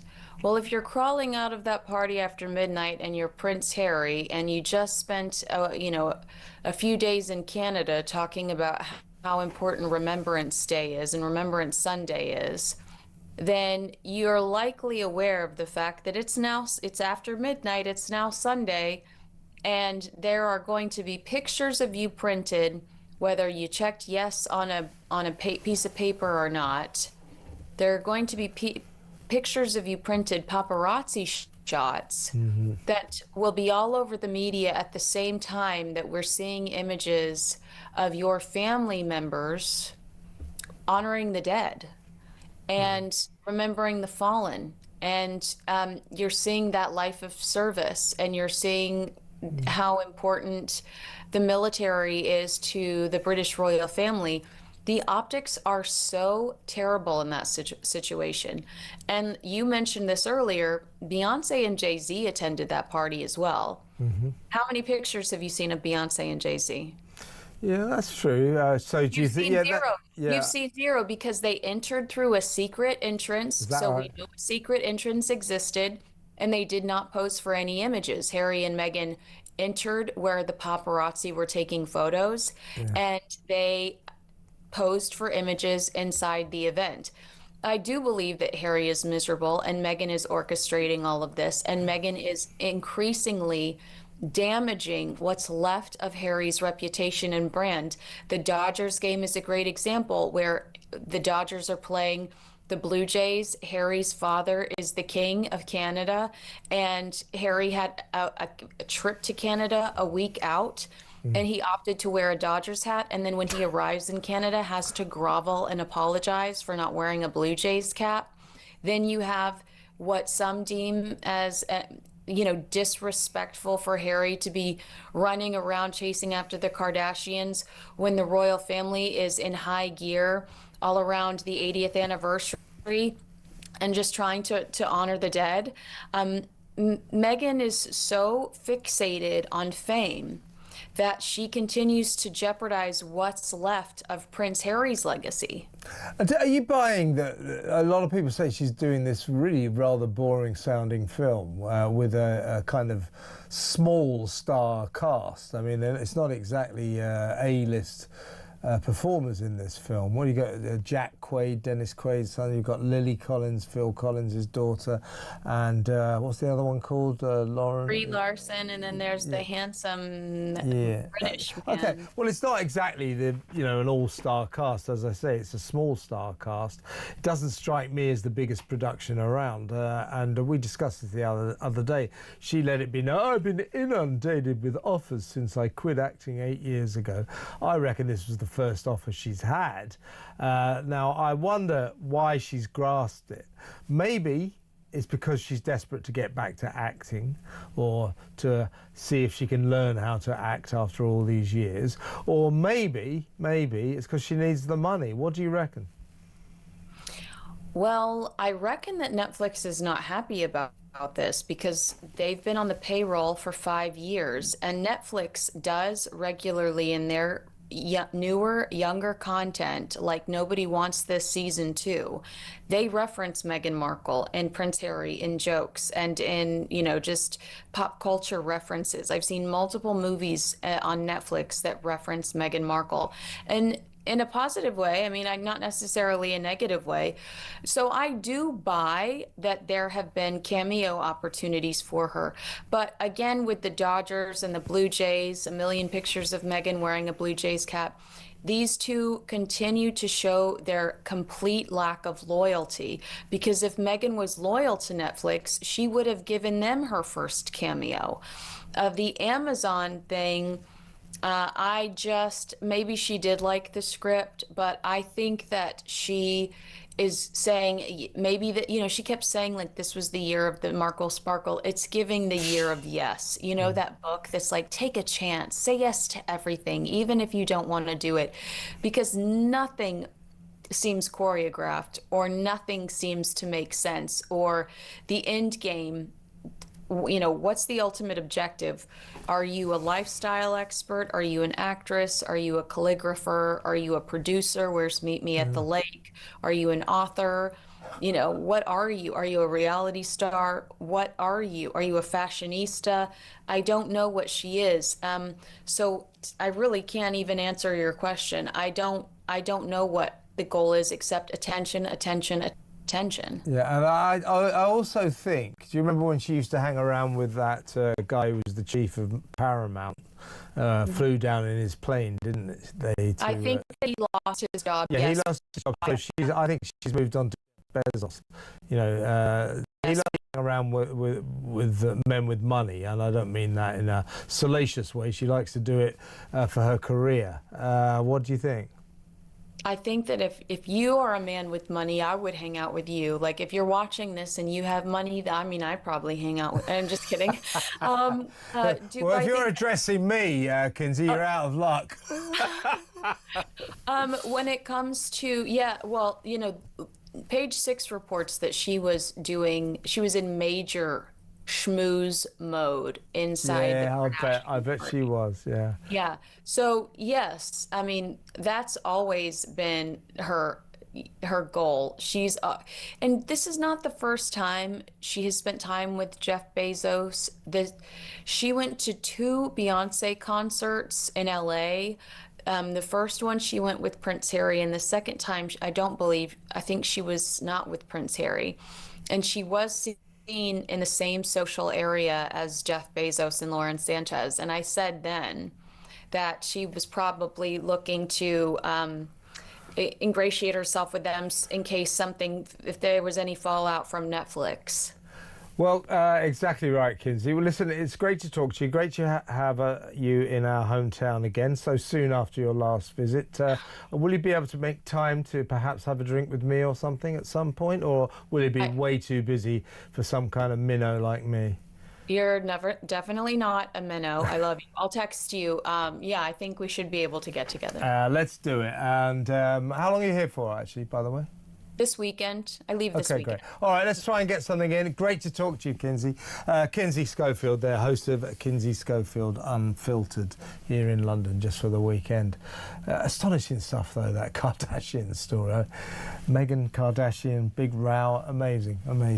Right, let's go to break. Got lots of calls lined up. You know what we're talking about. And I've got some messages I should read. And also, I think we may have 1 or 2 WhatsApp voice notes as well. So lots still to come. By the way, special announcement. There's no Harry Cole Saves the West tonight. Understand that poor Harry's a little under the weather. So it'll go straight at 10 p.m. To the dynamic duo Ash Gould and Andre Walker. I think that's right. Actually, is Ash Gould around? It might not be. It's Andre anyway.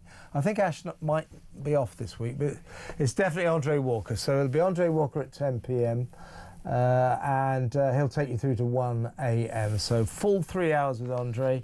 That's at 10 p.m. But in the meantime, it's you, me, the phones, WhatsApp voice notes, and the messages. We got a lot to do. Still half an hour to go. Stick around, folks.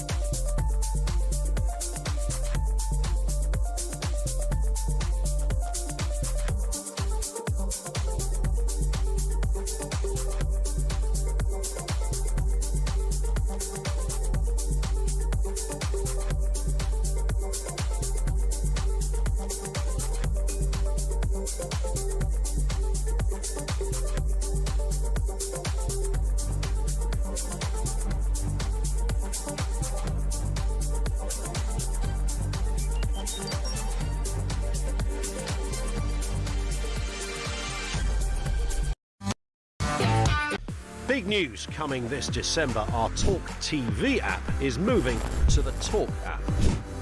You can watch, catch up and listen to all your favourite shows and podcasts anytime, anywhere, all on the Talk app. From Monday, 1st of December, the talkTV app will no longer exist, so don't miss out.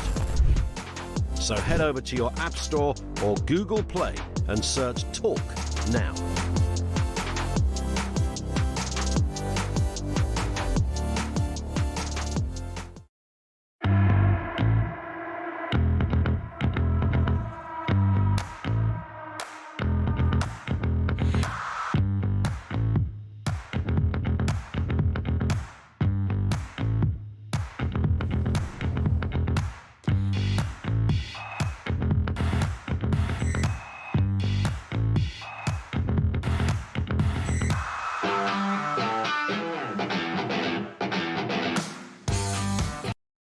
Across the UK, on DAB+, on YouTube, on your mobile, and on your side.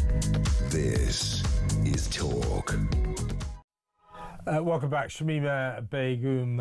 Funny text from Tony in Halifax. He said, "Hi guys, Shamima Begum should be allowed back. Should be allowed to return, but only on the day after we bring back hanging." Yeah, not a bad idea, Tony. Should we bring back hanging? 0344 499 1000. Switchboard lights up. Honestly.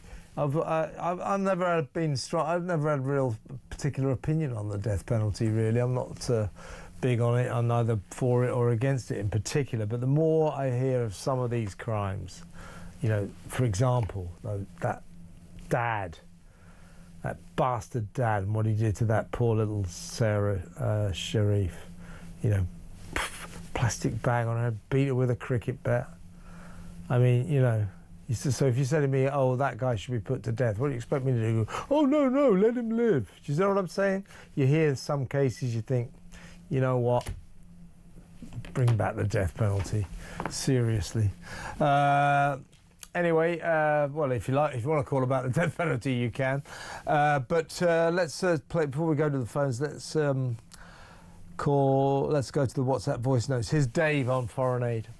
This has just got to stop because we've got people living on the streets. I don't know how much more we can take, to be honest with you, and it's been done on purpose, as far as I'm concerned. Sending money to Pakistan, what's all that about? And they get quite a big chunk of it. It's disgusting. We need to have a say on where this money's going. We need to be in control. We need to say where every penny is going.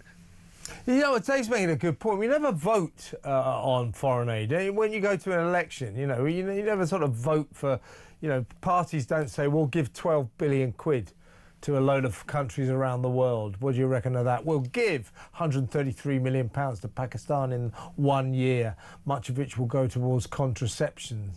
You know, they never put that in their manifestos. We never get to decide. It's a good point by Dave, I agree. Foreign aid, very secretive, and we don't know enough about it. I'd like it to stop. I don't see the point of it. Why don't we, all money, taxpayers' money, should be spent on us, on this country. We've got enough problems as it is without pretending that other countries' problems are more important than ours, because they can't be. Our problems, all countries should look after themselves, and we don't do enough of it, but we spend a lot of money looking after other countries. 0344 499 1000. Let's go to the phones. Let's talk to Chris in Epsom, who wants to talk about Shamima Begum. Hi, Chris, what would you like to say? Hey, Kevin, it's been a minute. Yeah, how you doing? I'm all right, mate. Well, I'm as all right as I can be in a country that's falling apart. Regarding a couple of things to say, as usual. Shamima Begum, let's get it straight. She wasn't groomed online. She was groomed by her family. Her father was a flag-waving supporter of Adram Chowdhury, who's now doing time in America for terrorism. So let's get that straight from the start. The whole family should have been expelled. Yeah. And bringing her back, unfortunately, the only thing that we can bring her back, we can prosecute her for, is leaving to join a terrorist group, which she'll probably get 5 years. Under the Labour's new government proposals for sentencing going through at the moment, she'll probably get 5 years, served 2. When she comes out, it will cost.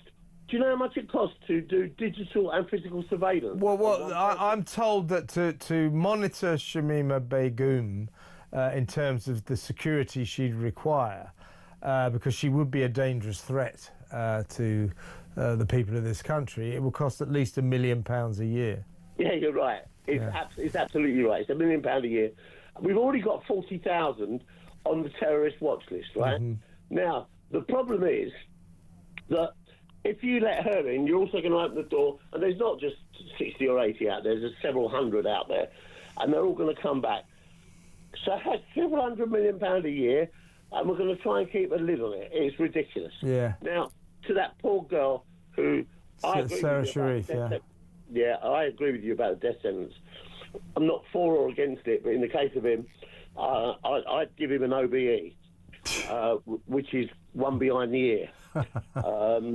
Yeah, I mean, the list of what he did to her is just extraordinary. How can anybody do that to a little girl?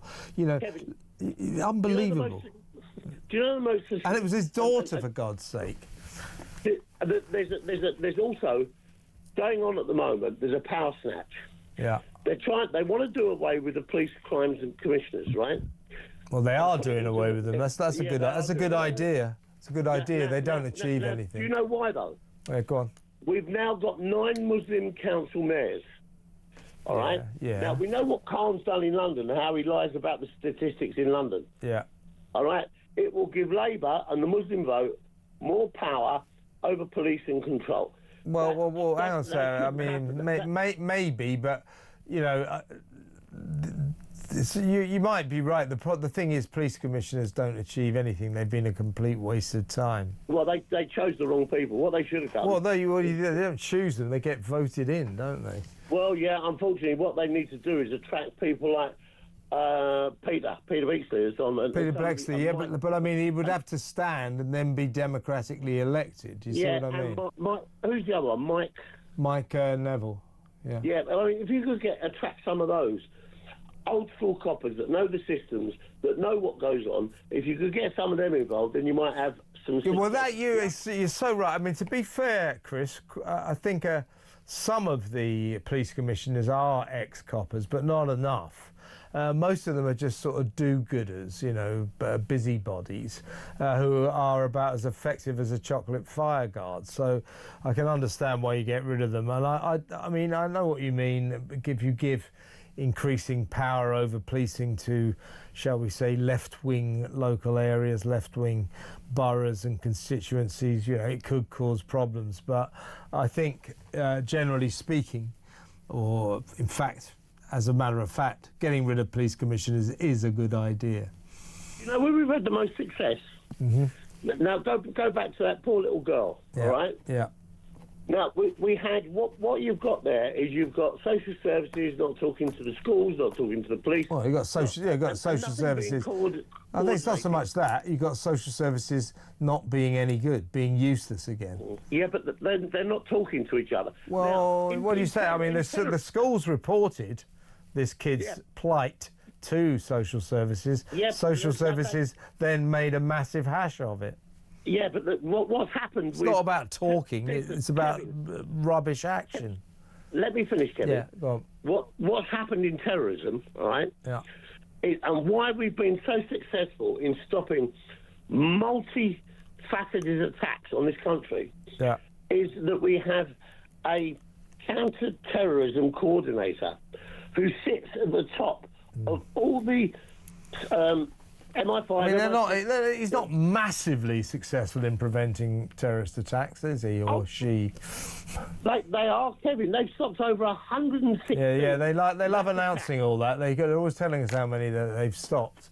You know, I'm always a bit suspicious about that. You know. No, don't be suspicious. Why not? I'm a journalist. It's my job to be sceptical. If officials announce, look, what a great job we're doing, my first response is, I'll check that out. I don't just sit there and accept information from people. That's not what I do. I actually happen to know one of the coordinators. Well, that doesn't mean to say that I should, necessarily trust all these announcements. It doesn't. But his explanation of how it's now dealt with, how they bring all the services together under one roof. Like prevent. No, not prevent. Well, that's part of it, isn't it? And that's useless. No. Well, look, Chris, listen. I've got to go. I've got more calls. It's always good to talk to you, though. Thanks again, and call me again. We'll have a long chat again. Always good, though. Chris in Epsom. Let's listen to John on Shamima Begum. This is a WhatsApp voice note. I do not think she should be allowed anywhere near Britain again. And I don't buy into the fact that she was only 15 and this and that and she was brainwashed. She knew exactly what she was doing and she still knows what she's doing. But my biggest fear is the Justice Secretary, Mahmood. I think she will see it in a different light. I really do. Well, it's good. I agree with you, John, and I do worry about Shabana Mahmood. If she decides to let Shamima Begum back, I think there'll be hell to play. Shamima Begum is a manipulative young woman. She really is manipulative. I'm told that at the camp she's one of the movers and shakers, a fundamentalist still at heart an ISIS bride. She's a danger. She's a traitor. She's not British anymore. She's a terrorist traitor. The idea that we should bring her back to Britain is just ridiculous. Why? We don't need to. So here's an idea. Let's not do it. Oh, it's inhumane in the desert. Oh, well, watch me lose a load of sleep over that. Hey, Shamima, you made your bed. Now you can lie on it in the sand, as far as I'm concerned. Let's go to break. We'll take some more calls, more WhatsApp voice notes and messages when we come back.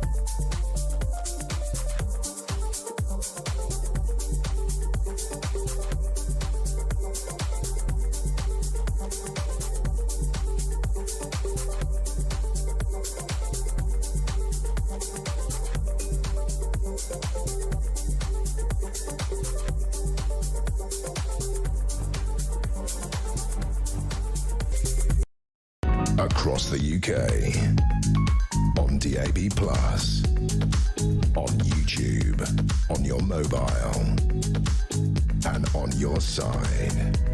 This is Talk. Welcome back. Have we got a last WhatsApp voice note, or did we play that? John and Shamima, have we played that? We played that, yeah, okay. I'm firing on all cylinders tonight, aren't I? Right, let's go back to the phones. Let's talk to Karen in Bournemouth. Hello, Karen. Hi, Kev. How you doing? I'm very well. What would you like to... You want to talk about grooming, school curriculums need to equip children to deal with these gangs. Tell me what you mean by that. Well, it's kind of the other way around. It's the fact that I think schools are actually grooming children to be ready to be groomed. Oh, that's interesting. In that you've got primary schools writing Valentine cards to migrants, and apparently the charity that does that has also been to see Keir Starmer quite a lot. You've got this whole critical race theory, so you've got white kids thinking that they're lesser than, they're oppressed. I see what you mean, Karen. What you're saying is that so many teachers, left-wing teachers, try to sort of brainwash the kids into being very migrant-friendly, be kind to asylum seekers, let everybody in. That's their kind of worldview. So that could lead to kids being more susceptible to, foreign-based rape gangs. Is that what you're saying? Yeah, because it's reinforcing that, migrants are good, the white kids are bad. And by the way, let's make sure, let's stress, we're not saying migrants are bad, but if you keep if you keep telling kids that all migrants are fantastic, then they could be ripe to be preyed upon by, Pakistani heritage gangs, couldn't they? That's it. And, if they've already got a complex that they're not good people in the first place, these kids. It's a very interesting... That is an interesting point. That is a very interesting point. And thank you for ringing, Karen. Well said. Karen in Bournemouth. That is a good point, isn't it? Let me read a couple of messages. Here's... this is from Kitty. She said, hi, Kev. I am absolutely loving your reaction to the rotten BBC's ridiculous non-apology to Trump. You reflect the sentiment of the commonsensical nation. Yeah, I'm amazed by it. It's ridiculous. Just show some humility. You could save yourself millions of pounds just by saying, we got this wrong. This was a deliberate defamation by one of our workers. We're really, really sorry. Won't happen again. That was an aberration and it shouldn't have. Instead, we don't see any grounds for defamation. What do you mean? I mean, ridiculous. You made it look like he'd called for insurrection. Get up, Capitol Hill, attack it. Go on, revolution, fight. It's hard to imagine a worse defamation than that. And they say no defamation. They're going to pay the price for that, I'll tell you. They will pay a big price for it. And this is Treacle. Claire in Bridgend says, Donald could now ask for $5 billion, and that would be the end of the crooked corporation. Shall we go to break?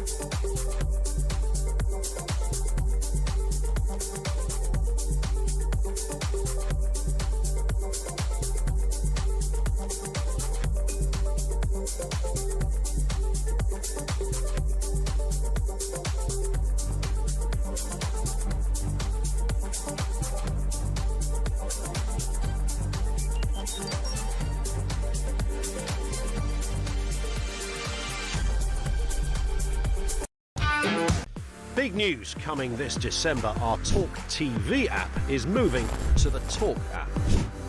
You can watch, catch up and listen to all your favourite shows and podcasts anytime, anywhere, all on the Talk app. From Monday, 1st of December, the talkTV app will no longer exist, so don't miss out. So head over to your App Store or Google Play and search Talk now.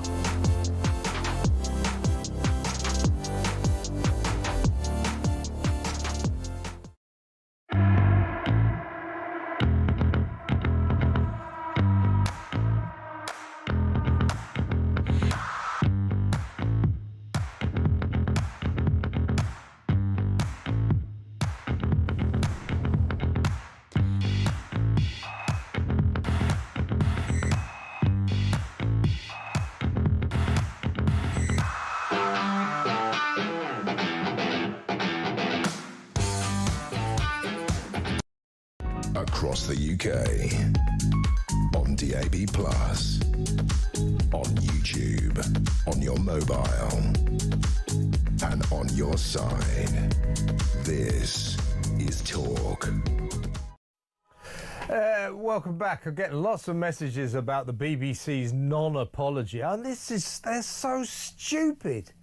This is going to cost them a fortune, and lots of you are agreeing with me. Angie writes, I'm more behind Trump suing the Biased Broadcasting Corporation than I was before hearing that statement. I don't pay a licence fee and never will. I hope he wipes them out. This is from Margaret in Birmingham. I think probably putting it better than I did. Well, there's no big achievement. Error of judgment. What a joke. No, it was a deliberate act, spliced, not a mistake. When will they own this spiteful balls up against President Trump? Go, Donald, go. That is really well put. It wasn't an error of judgment. It was a deliberate act. It was spliced. It was not a mistake. It was a spiteful balls up. Very good, absolutely. And this is from Amanda about poor little Sarah Sharif. We can only pray that the tragic death of Sarah Sharif will be a wake-up call to the cowards who live by the code of woke and turned a blind eye to evil for fear of being called racist. Unbelievable. Yeah, quite right, Amanda. Right, let's talk to Carl in Liverpool. Hi, Carl. Good evening, Kev. Hi, mate.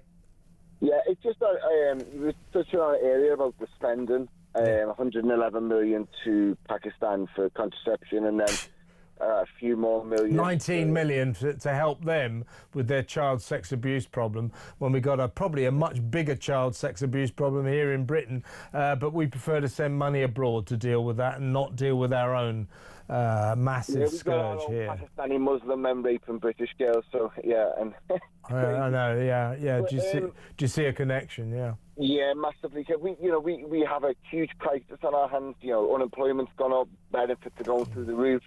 Our government keeps spending money. Ed Miliband's off his nut. He's going to continue doing what he's doing. We're seeing such a huge downfall in such a short time. What took the Tories 14 years has taken Labour 14, 15 months.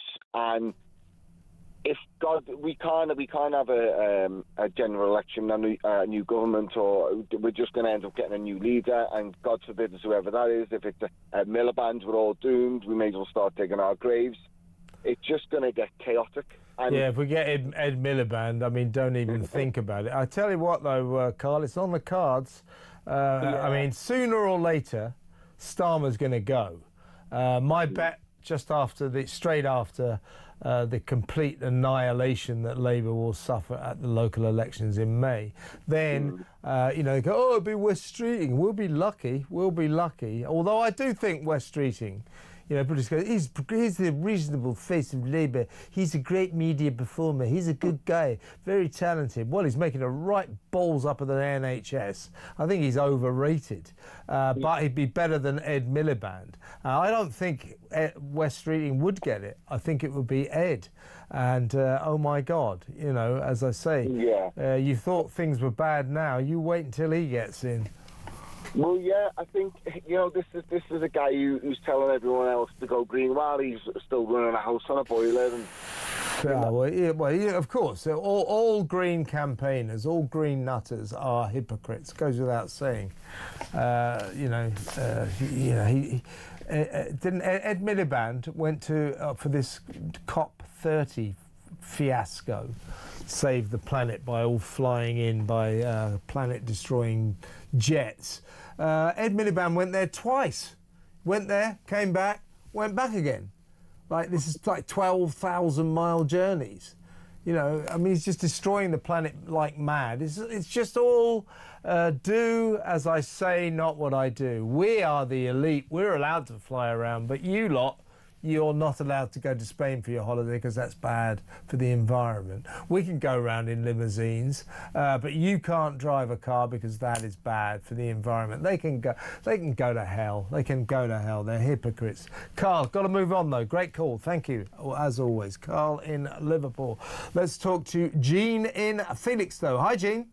Hello. Good evening to you, Kevin. Good to talk to you. I've been listening to the whole show, and I probably can't add an awful lot because I agree with everything you said on everything. Well, you can keep listening, Jean. And but on I would like to mention Shamima Begum. She shouldn't, under any circumstances, be brought back here. Mm-hmm. She lost her British citizenship, quite rightly. She should stay where she is in Syria and be grateful for that. Yeah. I don't believe, actually, you were talking about saying it's a terrible place, this camp she's in. Well, I saw a documentary about a year ago on television. Yeah. And she was being interviewed, and she had very nice modern clothes on. Yeah, she looks pretty comfortable. I agree with you. Yeah, I do think those camps those tent camps, tent cities in the middle of nowhere in the desert. They're probably not lovely places to live, but I don't care. No, I don't. Simple as that. I mean, she's a traitor, she's a terrorist traitor to this nation. She went to join our terrorist enemies, ISIS. And she married an ISIS warrior and became part and parcel of that movement against the West. So, she shouldn't come back here. If she did come back here, she would be a security risk to this nation. It will cost us a load of money, whether or not she goes to prison. So what? It'll cost us a fortune. What the hell, Jean? Just leave her there. We don't have to bring her back. Definitely. Leave her there. Totally agree. Definitely. All right, Jean. Well, look, carry on agreeing with me and carry on calling. It was very good to talk to you. Jean in Felixstowe there. Here's, we were talking about these social workers who were too afraid to lift poor little Sarah Sharif's hijab for fear of offending Islam. Betteridge has written to me saying, remember the inquest into the Manchester Arena bombing where a security guard actually admitted to being scared to search the bomber because of a fear of being accused of, as you guessed it, Islamophobia. It's a sickness. It's a sickness in modern Britain, and we've got to do something about it. What have we got here? Any more messages? Yeah, loads. This is Peter Savage. He writes, the problem with Miliband, has got is the fact that in the last local election, the electorate in the areas covered by his constituency elected